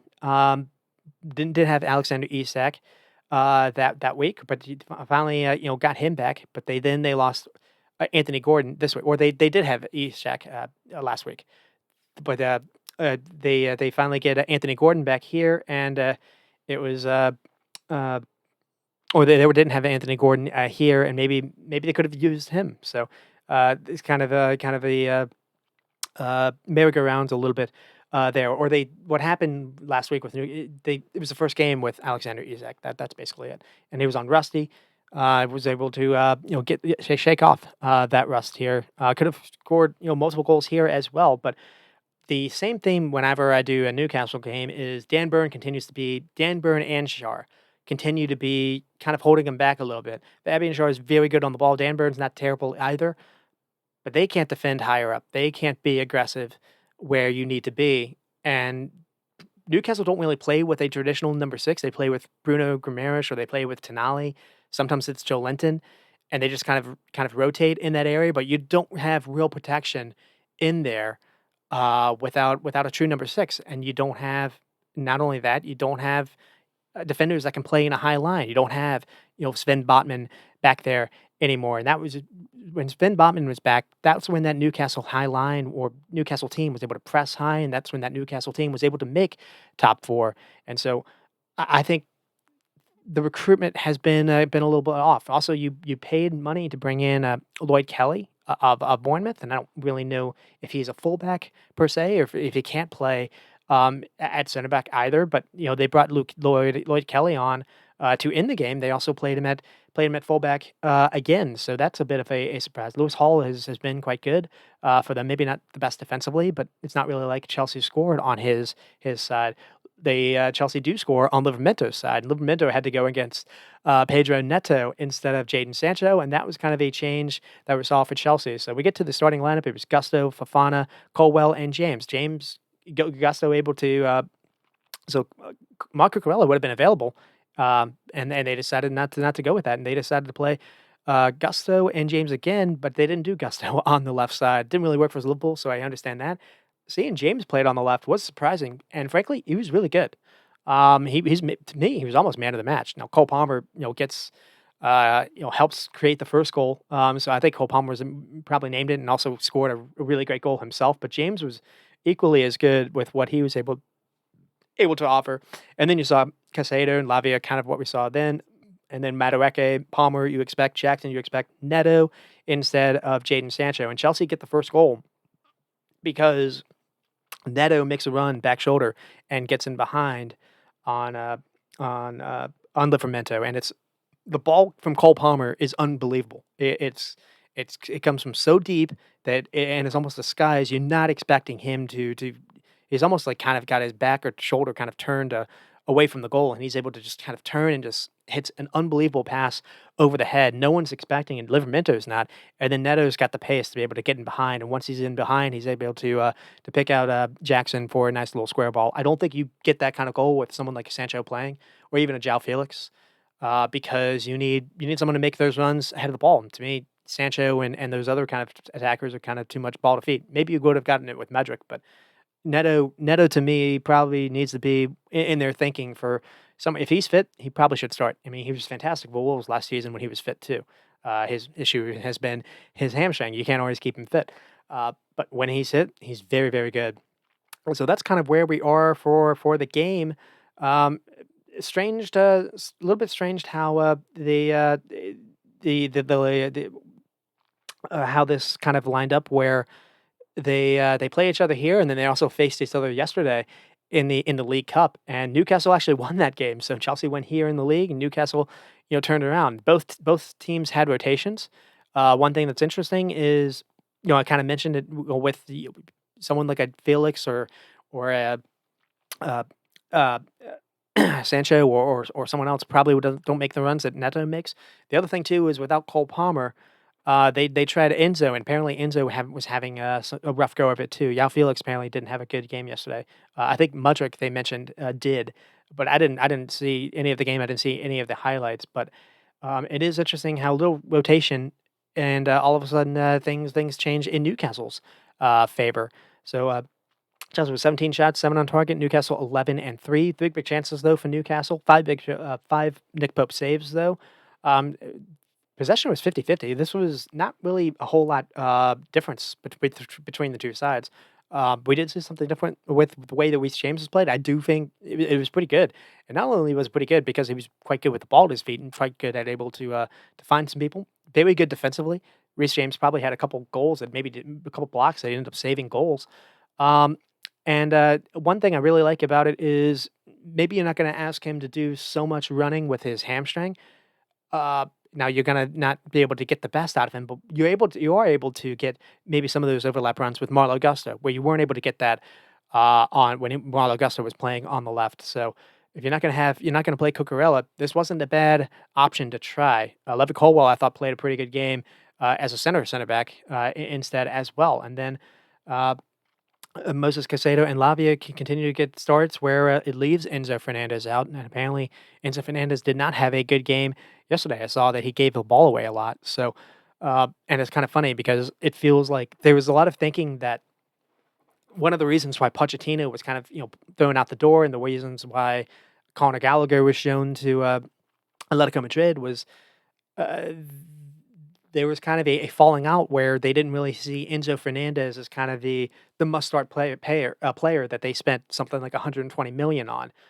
It's looking like just early days, but it's looking like that's possibly happening here. Even though there was thinking that Enzo Maresca would actually fit Enzo Fernandez's game a little bit more, but so far it hasn't really worked.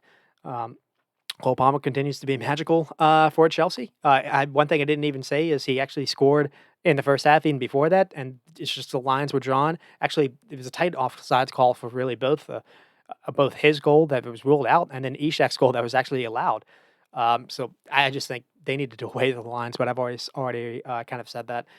And then with Newcastle, again, a couple bounces the other way. This could have actually worked in their favor. Um, the back line, though, is everything. It hampers everything Howe wants to do. And there's been a lot of talks. Well, why isn't Newcastle, flying the way that they were before? It's the back line. I don't really understand why people can't just figure that out. And then we get to kind of the seventh goal thriller. I probably wanted to spend more time than I've allowed for myself. But Brentford do go on to beat Ipswich 4-3 in what was game of the weekend. Game of Saturday, at least.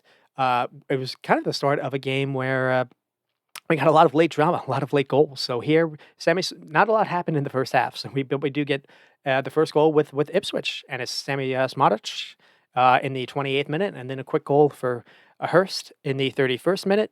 Hurst gets a start over Delap. It was interesting to see that. Ipswich were missing a lot of people that we would have expected probably would have hurt Ipswich's ability to compete in this game. No Delap, no Hutchinson to start. Doesn't really matter, at least in the beginning. But then they were also missing a lot of people in the back end, and that is where you really did see kind of a bit of a gap, bit of a level gap, because Ipswich's back line was not able to keep up with when Brentford's been pacey attack, and Wissa gets a second. It's a brilliant play by Lewis Potter. Lewis Potter collects the ball from Vandenberg, and then he's got a lot to do. He's got to turn, and he's able to get around his defender there, and then he's able to kick it past. I think it's Calvin Phillips, and then he's able to go past someone else. He's able to go past like three players, and because he's able to do that, now the center back on Ipswich is got to he's got to question what does he need to do? Does he need to focus on Lewis Potter running at him with the ball, or does he follow the run that's Yanelt that's coming behind him, and he kind of hesitates on what to do, and because of that, Yanelt's able to run behind him. Lewis Potter plays him in, and then Yanelt square ball finds Weiser. Weiser's able to score, and then Weiser gets the second right before halftime. All of a sudden, 4 goals or 2-2. And when not a lot happened in the first half, and this comes from the other side where Embremo is able to get the ball from the fullback, and he has a just kind of a first touch, but it's got the clever weight. He's able to pick out Damsgaard, and then Damsgaard also he's able to kind of freeze the center back. They don't know what he's going to do because Damsgaard gets the ball with a lot of space.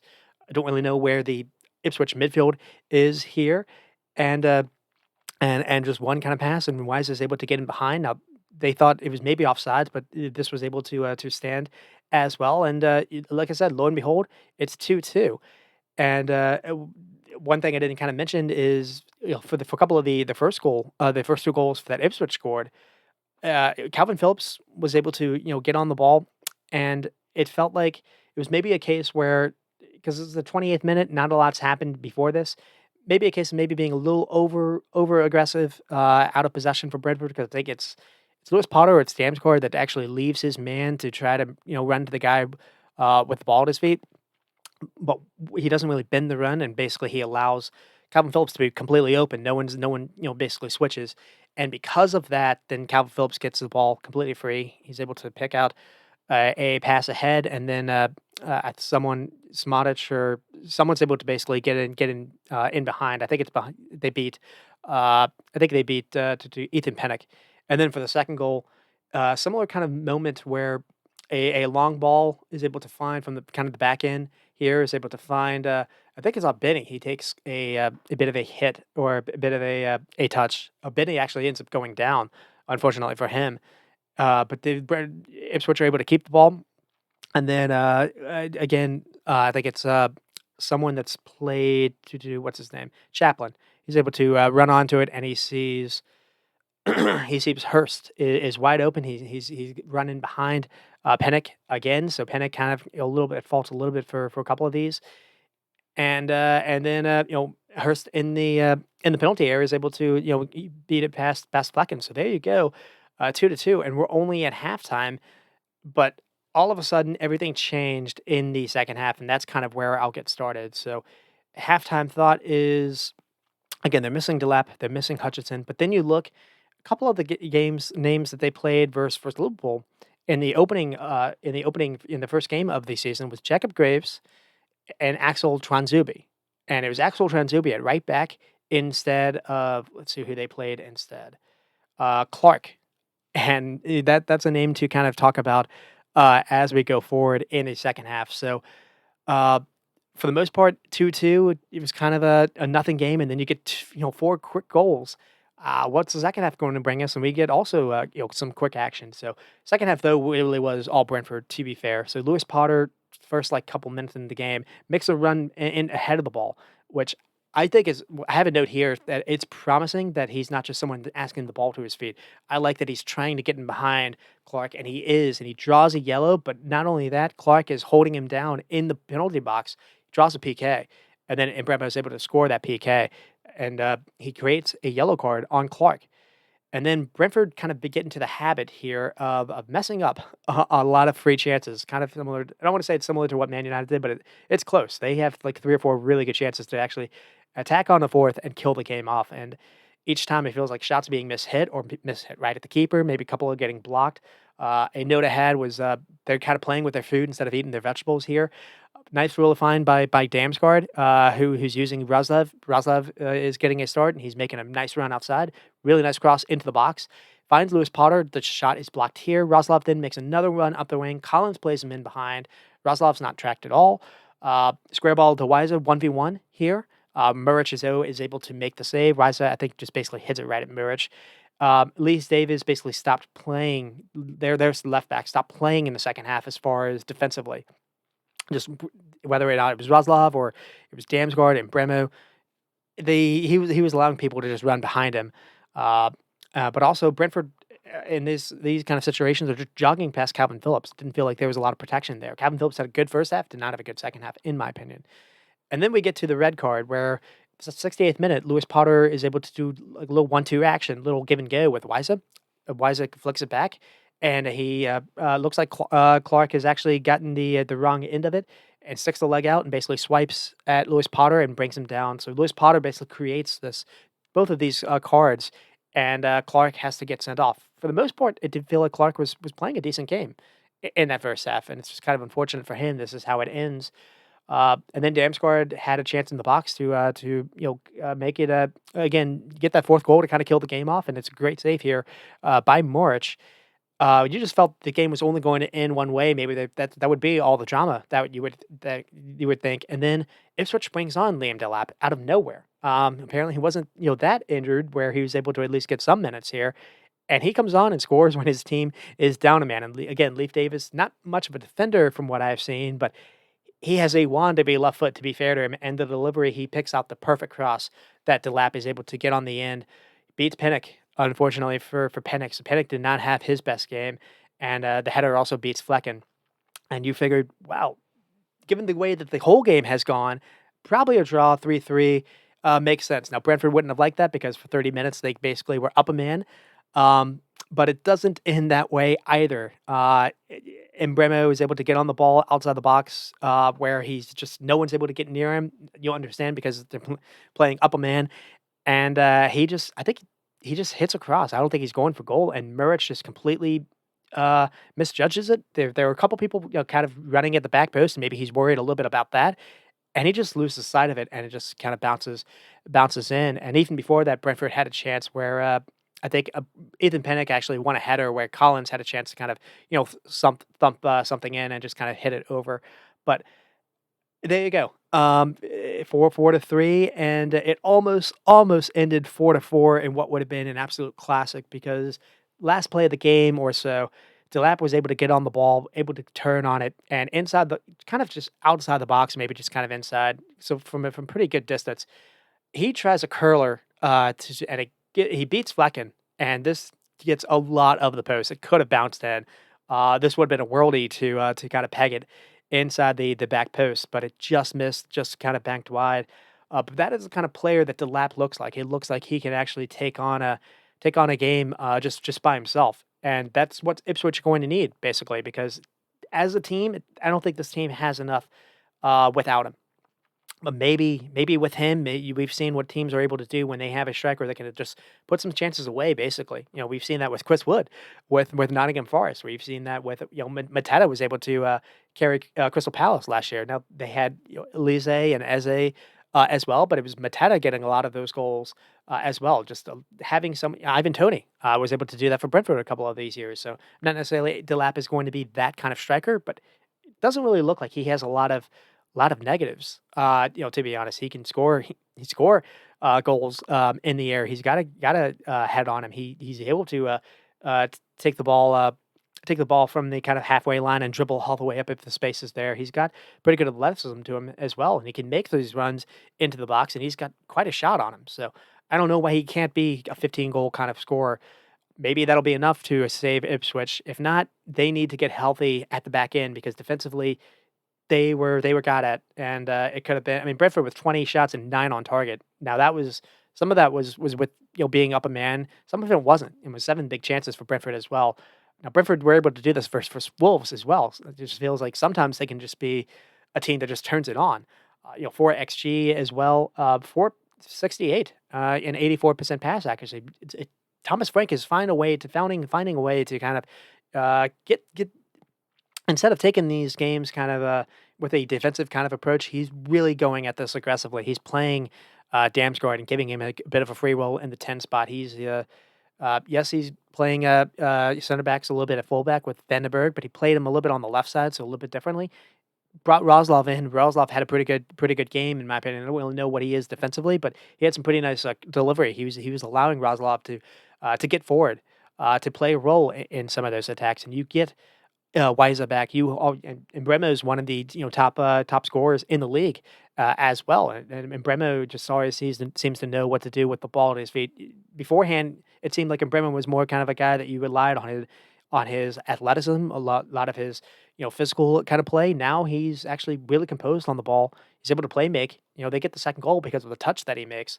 Uh, and then Wiza was able to, get a couple of goals himself after returning to the squad. So a lot of hope and promising for Brentford. And also, they get the first goal only because of what Lewis Potter did. Lewis Potter really has looked uh, a different player as well. It's taken a while for him to kind of get going, and I think he's benefiting from a couple of these injuries that have happened a little bit to Brentford's attack, where he's able to play a little bit on the left. No Fabio Cavallo being featured. Lewis Potter's and Damsgaard are getting a couple of these roles, and they're making them count. I mean, they're creating in boatloads, and they're finishing them. So pretty nice stuff to see from Brentford. And the only negative was Ethan Pinnock was struggling to defend kind of the big spaces. In the last couple of games, struggled a little bit for Man United as well. So maybe something to watch. They do have Ben Mee, waiting. Maybe they can think of him as well. And then with Ipswich, they have the 2-goal lead. Then you have the red card. The left gets you back into the game. You have to end this game 3-3. It's emerged to have a couple of really nice saves. You can't allow yourself to get beat on that one. That's the kind of mistake that he did at Burnley last year that ended up kind of getting him sent down. So they need to figure that out. Also defensively, Axel Dranzubi, Graves, like I already mentioned, Lugangu, who started first Liverpool in midfield. Uh, they're missing a lot of guys. It wasn't just missing Hutchinson. So you do have to wonder how they're able to stay up if they are, and if Delap is the player that I'm kind of projecting a little bit here, and it is full projection. It's not really anything to kind of back it up. Does Man City have another Cole Palmer situation where they give Cole Palmer away last season, and all of a sudden Cole Palmer gets like 20 goals for Chelsea? I'm not necessarily Lee Delap's going to get that many, but City don't have anyone to play backup to striker to Holland this year. Yesterday they played, I think it was Phil Foden, and then they brought up some academy kid to give him minutes, and they ended up losing to Spurs yesterday. Holland can't play every game, whether or not it's the league or in the other competitions in the Champions League. So it has been a surprise that Man City gave this kid away, and also sold Alvarez for like 90 million. Never really replaced him. So bit of a surprise a little bit here. He looks like he's going to be quite a good player, and it's funny how the father of him, Roy Delap, wasn't this kind of player. He was more kind of known for the most gimmick thing I think the league has ever seen with his kind of long throw-ins. But maybe looking back, the way that the league has kind of changed, everyone has adopted those kind of long throw-ins, including Man City, including Arsenal. I think Liverpool even has a throw-in coach now. So that's kind of funny how that's turned around. And so that's where that's where a game where we get some late Saturday drama with some goals, and we get one here with Wolves and Brighton as well. See how we're doing for time. I'll try to pick it up a little bit here, and it's not too bad. So with Wolves and Brighton, it ends 2-2. This is not the game that you would have expected to end 2-2 the way that it was 2-0 in the 88th minute. So Welbeck again was able to. People didn't know if he was even going to be able to play this week. He had to go off a stretcher last week for doing something with his back. Apparently, he was good enough to go at least for 70 minutes and scored. He possibly could have scored even in the second half as well. So you're wondering, is he going to be fit? And then not a whole lot really happened in the first half. There were a couple half chances, which we can talk about. But for the most part, this goal comes because Wolves kind of let off a little bit. It's right before halftime. Jose Sa has the ball, and he has a horrible goal kick. Basically, kicks it right to Cali Diaglo, who then plays the ball to Jorginho Rutter into the box, and Rutter has a nice little play for Welbeck to finish off the chance. Rutter and Welbeck have a pretty good combination together. We saw that last week with Newcastle as well. And then Ferguson makes it 2-0, and you figured 88th minute, that's done and dusted. And then Wolves were able to get a corner kick, kind of a late corner kick, after I think Cunha was able to force something, or maybe it's Larson, and Ait Nouri is able to put that away. And then it's still 2-1. It's the 93rd minute or so. Ait Nouri actually loses the ball to I think a Jorginho Rutter kind of a tackle. And Matt Swifer has since come on. he's got the ball, and you do feel for the kid because he basically has too many options, and I think that kind of confuses him a little bit. This is a situation where if he just does nothing, if he just stands still, it's better than what happens. Uh, Frankly, it's in the 93rd minute. Just go to the corner. I get he's trying to help get that kind of second goal to just really kill the game off. It's a 4v1 basically, and Tommy Doyle is the only person. He's got to mark three other people, including the or not including the guy with the ball. Um, and instead, uh, Matt Bradford just kind of just maybe telegraphs where he wants to go with the ball, and he plays the pass, but Tommy Doyle is not only able to intercept, Doyle then is able to see Mateus Cunha is way upfield, unmarked, and now basically Wolves have the overload because it was a 4v1, and so now Wolves are kind of the team that had Brighton outnumbered, and Mateus Nunes just uses all those other options. No one gets tight enough to him, and he gets into the box, and he's able to fire a shot, and it basically deflects off. I think it's Van Hecke. Van Hecke, like his knee or something under his leg, and it's able to go in. And there you go, 2-2. Wolves are on the end of a pretty bad late goal versus Man City just a week ago. Here, it is the opposite, and it's a much needed point here. But it's also, again, similar like I said with West Ham. This is something a little bit more repeatable than we've seen. Mateus Cunha and Larson look quite good together. Now it took a while for Wolves to warm up because they were not good in the first half. The second half they did wake up a little bit, so that's at least something there. Another reason why they looked a little bit better is uh, Gary O'Neill made us change. I think he took off. It was either Mario Lamela. I think it was took off Mario Lamela. Whether or not it was for tightness or something else, but he brought on Pablo Sarabia, someone to be a little bit more kind of creative going forward, and that really did change. Sarabia had a number of really good looks where he was able to feed balls into Mateus Cunha and and uh, uh, uh, Larson, and you actually see a couple of these chances going their way. I mean, Acuna completely free and forces Verbreggen to saves it. Larson free to get a free header. Verbreggen also has to save. There's Wolves just felt much more dangerous in the second half. Larson seemed to get close on a couple of these really dangerous crosses. Felt like there was a directive to kind of cross the ball more at him, to play him a little bit more. It felt like there was a directive to allow Cunha to just kind of carry the ball and just kind of be creative and scary himself. And a lot of this was being connected by Sarabia, so it was a pretty good change there. But that said, Brighton bring on Lamptey, they bring on Weifer, they also bring on Ferguson, and Ferguson actually scores. They use Lamptey's pace to get Brighton upfield, and then they find Ferguson in the box, and he has a really clever turn to find the corner, and then, like I said, how the other goals happen. So that that is a bad result for Brighton to have that 2-goal lead. 19 shots, 6 on target, but 13 versus 3, or 13 in the first half versus 3 is how the game went.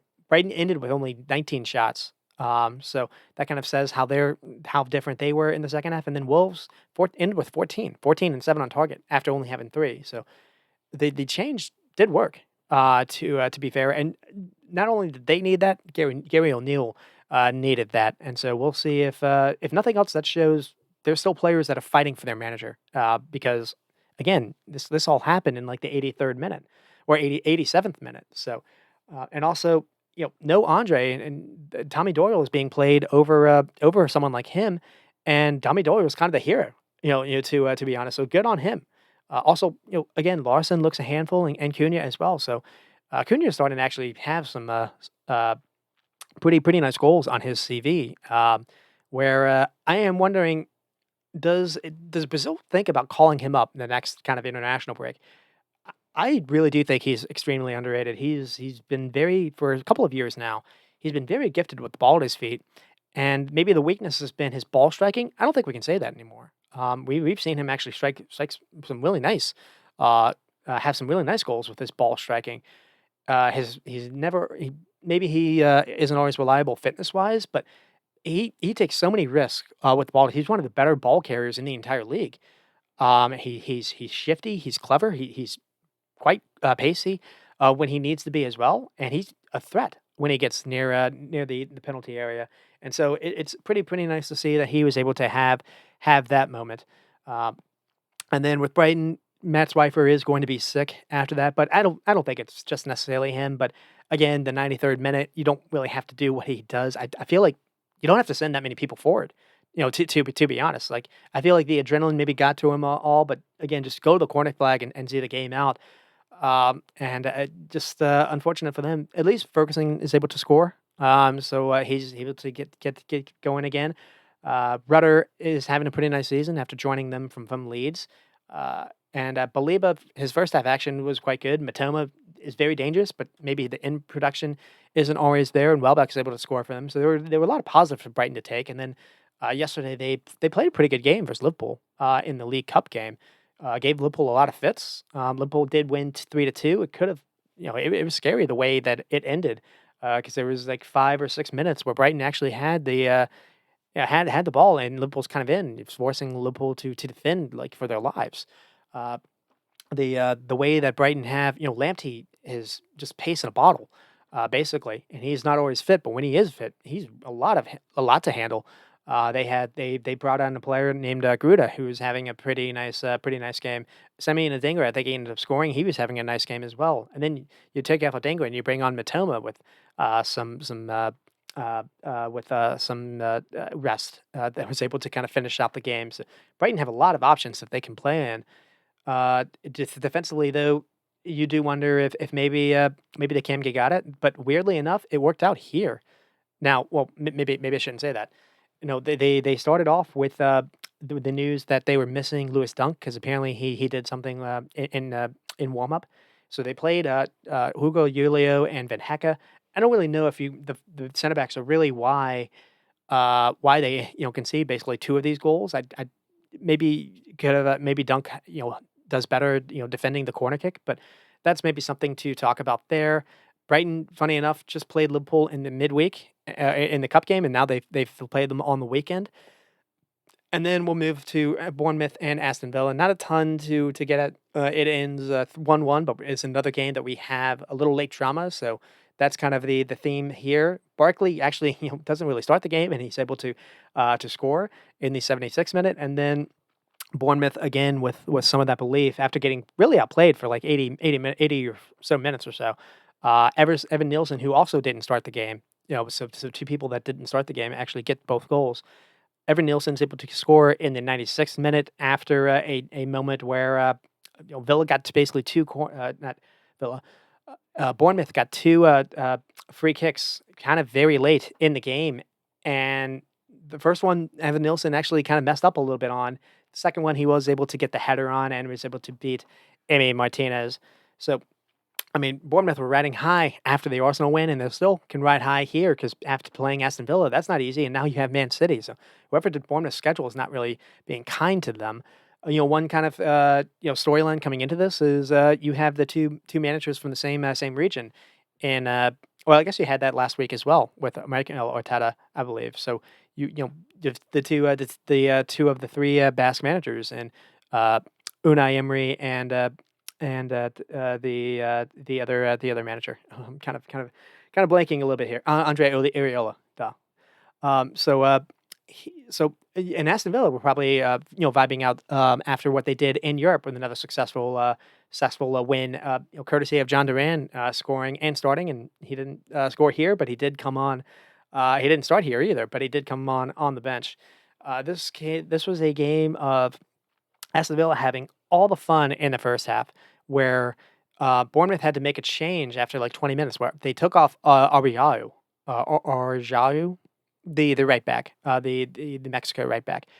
They took him off to bring on Adam Smith because whether or not it was Jacob Ramsey, whether or not it was Morgan Rogers, or even Watkins, or even Digna, they were just kind of targeting and overloading and getting behind on that right side, doing it for fun.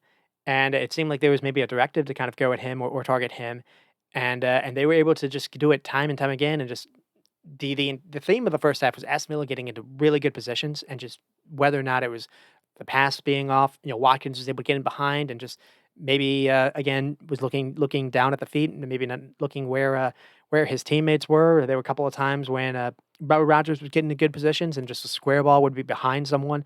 That was happening a lot, and it probably had to drive Unai Emery crazy. but nothing to write about in the first half. There was a goal that was nearly, John McGinn did score on, but it was ruled out because I don't really know if Watkins kept the ball in or not. There was a moment like that, but it was ruled out. So we get to after being dominant, we get to the second half. We do see a change. We do see Onana off and Barkley on. Uh, and again, we see a similar kind of story where Villa are again dominant, but Bournemouth are hard to break down. Travers gets a start instead of Kepa, and Travers had a pretty good game. He had to make a bunch of saves to just kind of keep them in it. But all these shots are coming from distance, whether it's Tielemans, Paul Torres, Konza. These are kind of defensive, minded players, not Tielemans, but uh, and then Watkins did have a header that required a pretty nice save from close range. But Villa were kind of struggling a little bit to find some creativity. Uh, and we did see a change. We saw Unai Emery just kind of get tired of all this and brought on John Duran, kept Watkins on. So they went with a 4-4-2 with like basically two strikers up top. You don't always see that, but it was a clever change. And the change basically helps them out. But the other thing he did was he brought on Ian Maatsen to basically offer a little bit something different than maybe Luca Digna would have offered. And that's how they get the goal. Barkley scores it, but Maatsen makes a difference. Watkins does really well to show off some clever feet here. Basically, he beats the defender, draws another onto him, and then he basically plays in Maatsen. Maatsen just floats something into the box. Leon Bailey, who has since come on for John McGinn, heads it just to keep it alive, and then Barkley lunges the rebound to direct it into the net. And then this is maybe where Emery messes up. He takes off Watkins to bring on Kamara, more of a kind of maybe to shore up the midfield a little bit, more defensive-minded kind of sub to try to see the game out. You understand the thinking. Maybe trying to give Watkins a little rest because of it's been a long year for him. How much they relied on him last year and long summer for him as well. So I do understand the thinking, but maybe it just kind of didn't work out because you brought in another defender. John Duran was kind of by himself at that point, and Villa got into a situation where they weren't able to keep the ball. And Bournemouth also made some changes. They brought in Tyler Adams, brought in John Brooks to kind of change it up a little bit themselves. It was nice to see Tyler Adams just get back on the field after it's been so long to see him. And it's not necessarily like he's like responsible for them, turning the game around. But it was nice to see him. He win the ball back a couple of times. Had a nice, had some nice recovery. Was able to get some touches. So again, just kind of good to see at least him back. But Bournemouth were able to get some chances towards the end of the game. There was a Watatara found himself free, and he basically was brought down. There was no PK call, but it was close. Then there was a corner kick where Liam Bailey kind of got fortunate heading the ball away, and he misses the ball, but he kind of throws his hand up, and it's a handball. But though that was not called, easily could have been a PK potentially. And then they do get a couple of free kicks, and I mentioned how Evan Nilsson nearly got free right before that, and then he didn't score in that one, and then there was another free kick kind of later on after Watatara was brought down by Matty Cash. Probably was a little bit risky. I don't know if Matty Cash is going to, maybe Watatara is going to get behind him, so maybe it's a good idea. But it's a free kick with the last minute in the game, and Evan Nilsson is able to get the perfect header to get it past Emi Martinez. Good to see Evan Nilsson kind of get that moment as well. Got the PK last week versus Arsenal. He's come in. He's been the expensive striker that they brought in to replace Dominic Solanke. Hasn't always worked out for him so far, but he was able to get that moment. It might have been his first goal as well. So good to see him there. And the theme of the weekend was the late drama, the late goals, and we get it here as well. And so Aston Villa with 18 shots and 8 on target. Bournemouth with 10 and 3 big chances for Villa. And again, Travers having to make 7 saves, 12 fouls as well. It was a cagey game. Again, poetic for Evan Nilsson to get that late winner. Again, good to see Tyler Adams getting minutes, and Alex Scott apparently got injured, one of the kind of midfielders for them. So we're going to see maybe more of Tyler Adams. Probably not necessarily start, but maybe some more minutes here and there as well. And Travers did good. I don't really know why he necessarily got the start over Kappa, because Kappa made a pretty big. Kappa made a mistake for Arsenal, but also saved it with a pretty nice save. But so that was a bit surprising. But also Tavernier came on and felt like he made a little bit of a difference. I don't really get why he doesn't always start. The negatives to me with Bournemouth is the same thing every week, really. This team is very good at making games really cagey. It's a physical game with them. I mentioned how they had 12 fouls. They had 14 with Chelsea. I think that's a record for an entire in the league. So it's a physical game. They're demanding. They press really really high up, and because they press and they leave a lot of space, it can lead to a very chaotic kind of game. But because of that, it's not really a controlled kind of game, and you don't really have maybe someone like a Tyler Adams or someone else can come in and give the midfield a little bit more control when they just kind of need to kill the game out a little bit. The other thing I don't really like is their right back options, whether or not it's Arellano or Adam Smith, and it feels like that's probably the one area they need to figure out a bit of a next time they have a window to bring in a player. Maybe look at the right back because I think Adam Smith is also like 33 years old, so he can't really be the long term option anyways. And then with Aston Villa, I think it's just that, it wasn't the prettiest game for them either. But when the space wasn't there, I feel like they kind of lost a little bit what to do as well. Bournemouth were very good at also defending in a block. So you understand why Duran came on and Watkins playing together because both are very good in the air. But you can cause some chaos that way. But I feel like when the space isn't necessarily there and you need someone to kind of create a little bit, I'm surprised we haven't seen Emi Mordia, come back and try it a little bit more. I think he actually did play yesterday. So maybe we'll see him in the cards because it's taken a while for him to return as well. He can be a little bit of a creator as well, but it's also it's big that Ross Barkley was able to come on. The start to the season that Onana's had has been solid. The start to the season Tillman's has been really solid. So it's been hard to get Barkley even in the squad. But he was able to get that moment. That was pretty big for them as well. And then we get to Marco Silva and the Alex Iwobi revenge game that Everton end with Fulham 1-1. Kind of seeing where we are for time. Iwobi actually gets a goal. Smith Rowe kind of drops his shoulder with a really nice kind of dribble. He gets the ball from like halfway around the line, basically halfway in midfield, and just has a nice little carry job that goes past like three or four players. Uh, Jack Harrison just doing nothing. Drake McNeil likewise. I think he even goes by he uses to do he uses someone to actually, I think it's Calvin Bassey, to kind of screen, someone on Everton. It might be Idrissa Gueye. So it's a very clever kind of creative play by Emil Smith Rowe in a game that Fulham had a lot of the ball, but was not really able to create a whole lot. So nice little action there. And then Alex Iwobi was able to drop the shoulder and kind of fool Pickford where he was going to go near post, and really nice hit.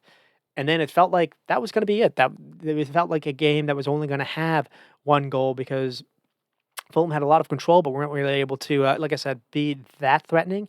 Everton did not really weren't able to really create much danger themselves. And then we saw Calvert-Lewin, hooked. Beto comes on. We saw actually Michael Keane, the center back, kind of pushed up, and it seemed like they were kind of trying to play almost with two guys, just kind of tall guys to cross some stuff into the box, and it works. And that's how they basically end up making it 1-1. The crowd was actually even before this, or even in the first half, the crowd was kind of annoyed how Everton were trying to be a little bit more patient, trying to pass them back, trying to not necessarily do direct one kind of football. And it's funny enough how when they finally do try to just kind of hoof it into the box, they end up scoring. Where I think there was it's Ndiaye as well. Ndiaye is one of the more kind of important players on this Everton side after just joining them from Marseille, and Ndiaye has a great cross, or I shouldn't even say great, just has a nice well weighted cross kind of in the back post, and it finds Ashley Young, and Ashley Young just kind of redirects it into the box, and Beto is there. And unfortunately for Fulham, the miss of Anderson maybe factors in here because Diop and Bazzi are just kind of a little bit late to react, and Beto has the header and is able to score. So there you go. The it was just Everton just kind of needed that really. Sean Dyche just kind of needed that. It's not a because they don't really see how they're going to get a lot of goals. Frankly, when Calvert Lewin didn't necessarily wasn't able to find they weren't able to find him the space that much, and I just think it's surprising that they're not trying Calvert Lewin and Decore together. Now that Decore is back fit, they're trying to play him a little bit deeper. They're trying to give Dwight McNeil a little bit more kind of a free role. Sometimes it works. I mean, I just don't understand why you can't try Dwight McNeil just kind of on the left or on the wing to still allow him to cut it on his on his favorite foot. Uh, a bit surprised there. They're still trying to play Jack Harrison. Jack Harrison's had a really rough start to his season, in my opinion, as well. So just any kind of point positive for Everton, not dropping, not losing, at their own ground as well. But Marco Silva came to the ground, and his side really did outplay Sean Dyche's side. Uh, but it ends 1-1. So that is all you can say. It was not the prettiest game. I think just combined they had like 3 shots apiece, or Everton did have 10 shots on target. Fulham with 3, 14 shots total. Everton with 10. Touches in the penalty area. Everton was 17 and Fulham with 23. It was not. It was like I said, not the most spectacle. Fulham with 500 passes and 86% accuracy, which is quite good. 60% possession as well. But they weren't able to get the second goal. It was close. They didn't they weren't far away from getting the second goal. There was Rice Nelson came on and had a pretty nice run. Was able to force Pickford into making a save. Jimenez was getting on the end of stuff. Alex Iwobi had a moment in the first half where couldn't control his volley. Smith Rowe kind of likewise had just kind of these half chances really, but and then Everton, and the only thing to talk about in the first half for Everton was they did score. Calvert-Lewin did put the ball in the net, but he was offsides after a long hit from Idrissa Gueye, just banked off the crossbar. Like I said, any points that Everton can kind of grab. Sean Dyche needed this. I think Beto needed this. The story for Beto as well. It's kind of a striker that they paid a lot of money for. Didn't really see a lot of him last season, despite Calvert-Lewin kind of being in and out of the squad the first half of the season. Beto hasn't really been able to pitch in with a lot of goals, but he's still a big body, and he nearly got on the end of a header even before this. So, if nothing else, at least Sean Dyche has something to think about. You can throw Beto on a little bit more than we've seen. I think it's the first time we've even seen him.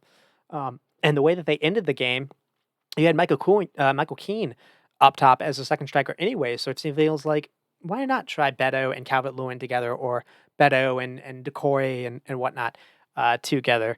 So that's where I'm kind of at. Just again, also any kind of games you can get points in without Braithwaite playing, I feel like is a bonus as well. So again, anything is a victory here.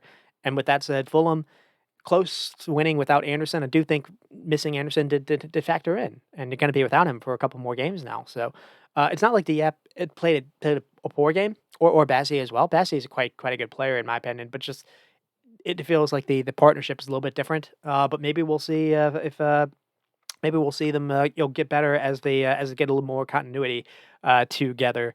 Uh, the draw does dampen a little bit of the return for Marco Silva, who was the manager at Everton, and Alex Iwobi as well. Getting the goal and not able to get the win, but still a lot more positives than negatives. And Smith Rowe again, what he's doing now since joining Fulham. You look at what Arsenal have been without, and missing Odegaard. It feels like Smith Rowe probably would have been able to help them out, but that's not really how it always works. So. And then we'll move on to Crystal Palace and Spurs. Probably maybe the shock of the weekend, to be honest, as far as results, because Palace do go on to beat Spurs 1-0 to with Mateta getting on the end of a bit of a Van de Ven kind of mistake, where Spurs are trying to play from the back, and I think it's Munoz who really does well to pounce on like a negative touch, and then across into the penalty area. It's a nice little flick by Eze. I don't know if he's like. I guess I'll be the benefit of the doubt and give him the give him the uh, uh, give him the assist, or the intention that he meant to do this. I don't really know, but if nothing else, if it's a lucky magical kind of back flick that finds Mateta, and then Mateta is able to find the net. First time we saw Mateta start for a while. First time we saw Adam Wharton back in the squad. First time we saw Ismail Assar into the squad with Eze and Mateta. And it was really the first time we saw what Palace can maybe be in this new kind of Palace team without Michael Olise and without a couple of the other players, because for a while it's taken this Palace side to get going. And I think I saw that they had some momentum in the midweek as well when they beat someone with I think Kamada, and Eze were able to get a couple goals past someone. So maybe Oliver Glasnow is finally getting a little bounces to go their way after a really rough start to start the season. Crystal Palace are aside, though, I think I've been a little bit on the record where I don't see them as being a team that's going to be not only not going to go down. I don't think they're going to be close to going down. I feel like the quality is good enough there. Now, they lost Anderson. I mentioned him for Fulham, and they brought in a couple of players. They brought in Maxence Lacroix. They brought in Chalaba, and it's you're playing with a back line with Gaye. It's a different back line, and maybe it's taken a little time for them to kind of get used to each other as well. So here you actually saw some real changes in how they were playing. You saw changes in personnel. You saw changes in how they were pressing extremely high up versus a Spurs side that's been quite good at handling high pressure in a lot of situations, and they just were making a whole lot of mistakes. I think I saw that Spurs won the ball back something like 20 plus times in the Spurs penalty area. Palace won the ball in the Spurs penalty area, so or just high up, whatever the stat was. So and Tottenham were really struggling with that. Also, Tottenham came into this game without a couple guys themselves. Missing Son. Don't know how long he's going to be out, but and you probably didn't miss him significantly because the guy that played instead was a 17-year-old and Mikey Moore. Now he has been raved beyond belief because of what he did in what he's done in the Europa games, but he's still 17 years old, and he just got bullied by Palace with the physicality. So better days for him, but I just feel like you probably, someone like Son probably would have been able to get behind in some of this. It would have been able to punish, a team trying to press as high as Crystal Palace was. But good for Palace. I mean, very brave to play this way, and it felt like they needed a result. They needed to react after the losing to Nottingham Forest in a game that they played pretty good in. Both teams had like 20 shots that game. But Mateta hadn't started many games, and you finally got to see him back in the lineup, and it worked. So there you go, and also Adam Wharton back in the lineup, and so there is something here where it feels like you can see maybe some of this repeating itself. Sarr back into the lineup, Sarr and Eze, and you saw Sarr being able to make some runs from deep, and actually Sarr nearly brought up Van de Ven to a red card. He looked like he was going to get in behind, and Van de Ven's one of the faster players in the league, and it looked like Sarr was going to win that race to a loose ball. It was close, but it was similar to, not gonna lie, to what Saliba did just a week ago, but it was only Van de Ven was only given a yellow for that. Van de Ven didn't have his best game though. He was under pressure a lot, and it was surprising to see how Ange Postecoglou went with Kulusevski, Basuma, and Madison kind of midfield again. We didn't see Son or we didn't see Sarr again, and it wasn't their kind of day. Now that said, they still had to make a couple of saves for Crystal Palace, but 11 shots and only 3 on target for Spurs. Not a ton of XG for either side. Crystal Palace did make Vicario have to make 5 saves themselves. The interesting thing is Crystal Palace did not really care about having the ball. They were just doing route one stuff, whether or not it was finding a way to get Sarr going, whether or not it was finding a way to get Mateta going. They only had completed 159 passes, 64% accuracy. That to me is not the most repeatable thing in the world, but they were able to win the ball back, and that is the most important thing. Also, again, it's all about the high line. You've got 3 defenders in Chalaba, Maxence Lacroix, and Mark Gahey that can play basically at the midway line. If something goes behind them, they've got the pace to be able to handle that, and they also have the physicality to win some of those duels high up. And so we finally saw again. We saw a Palace side that I feel like can repeat a lot of this. I don't necessarily know if they're gonna, you know, I'm not gonna say they're gonna just win every game now because of this change, but I think they're gonna be able to repeat it enough where they're not gonna have issues come January where they are in the table. And Spurs, because they were so poor at the back, I did make a note. Could we maybe see Archie Gray get some more uh, game time, whether or not in the midfield or in at right back or something? And we actually saw him play yesterday to a pretty good effect versus Man City. So it's one of those where there's been a lot of heat on Pochettino. They haven't really gotten the start that they want, but I still think they're going to be fine. I mean, Solanke does a lot of stuff without the ball that doesn't always go noticed, but he does need to pitch in a couple with these goals. Now, when you don't have Brendan Johnson firing for you, if you don't have Son being available, now he's being asked to play with Kid, so you can't really go at him there. And apparently he had a very nice game yesterday for Man City versus Man City in the cup game. It's a really nice way for Spurs to be able to bounce back. So people don't talking about that anymore. They're talking about beating Man City. It was a rotated Man City squad, but it doesn't really matter. It was a nice way for them to bounce back, and because of the way that the draw goes, I think they only have the next round, and then if they keep whoever gets bad the next round, it's a semifinal. So there's maybe a chance for this Spurs team to take on either Europa or the League Cup to maybe pursue some kind of a cup.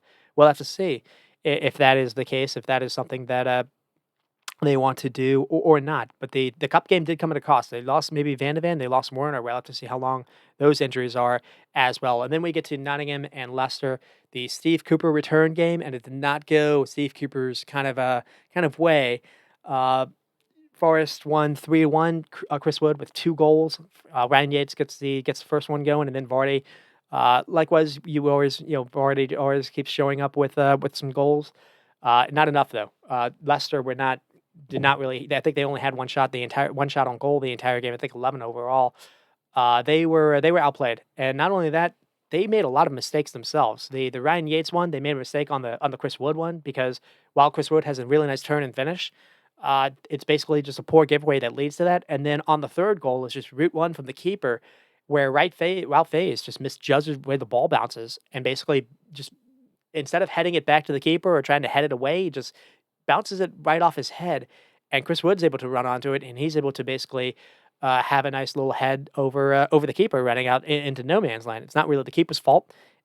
It's hard to really say it's Ralph Faes' fault, but he does misjudge it, and it does kind of happen because of him. So a lot of mistakes led to a couple of these goals, but Nottingham Forest have been just kind of a machine defensively. They're very good, whether or not it's Leicester or whether or not it's Liverpool. They've been one of the better sides when it comes to not allowing a lot of XG against their team. And they're starting to get a lot of goals, and a lot of goals are scored from Chris Wood. Chris Wood is up there when it comes to he's like Erling Haaland to start the season when it comes to a goal scored over the season. So great to see him. It's just kind of a throwback, to be honest, like a number 9, where someone that's maybe not the most he's not going to be this false nine guy trying to play in midfield, trying to ask for the ball a lot. He's actually now he can do some link up stuff. He's shown the ability to do that, but really, he's a reliability in the net, in the box, and he knows how to get the ball out of his foot. He knows how to get a quick turn into the box and fire in. He's always been good in the air, and he's showing up with a lot of clever finishes. He makes well timed runs. He's reliable. He's reliable in the box, and that is what you need when you maybe when you're a team that's just kind of looking to stay up. But maybe Nottingham Forest have more ambition than that now. I mean, what a turnaround this has been for Nuno Espirito Santo, and who did take over a side that Steve Cooper had. And it was kind of a little awkward a little bit because Steve Cooper is still a beloved figure at that club. And a lot of the reasons why they're in the top flight now is after spending like 3 decades or so in the second tier is because of what Steve Cooper did. Steve Cooper brought him back up, but it did feel like the football was stagnating. Nuno Espirito is a pragmatic quote unquote manager too. We didn't see this kind of creativity. We didn't see these kind of like, goal output in the same way. So it feels like Forrest made the right call to move on from him, and made the right call to actually bring in Espirito Santo, who I think had been doing stuff in Saudi. Just really a manager that had success with Wolves before they lost Raul Jimenez, and then that thing kind of happened. So he's very reliable on getting a goal or getting a big striker that scores for him. When Raul Jimenez was with Espirito Santo and with that Wolves side, Jimenez was still close to an 18 goal season striker, and it feels like Chris Wood almost can maybe be the same if he can stay healthy and continue that purple patch. We'll have to follow that. It's one of the better stories in the league. To be honest, and it's come a little bit at Leicester's expense, unfortunately for them, where they did have that magic to come back from Southampton. Here, it wasn't the same, and fortunately for them, one of the kind of star players from the Southampton game in Fatawawu apparently was completely, shut down. Forest knew what not to give him time on the ball, not to give Madelavidi, time on the ball. They didn't really allow Vardy to get in behind. There was moments maybe where there could have been a PK to make it 2-2, but it wasn't given. Harry Winks was doing a pretty good job in the beginning of the game to just kind of conduct things to manage the game. Leicester did have a lot of possession in that respect, but they weren't really threatening in the final third. And defensively, it was a mess. And so, is that Steve Cooper's fault? I don't really know if it necessarily is. So, unlucky for them. Ricardo Pereira getting his first start in a while. James Justin having to play on the other side of the pitch.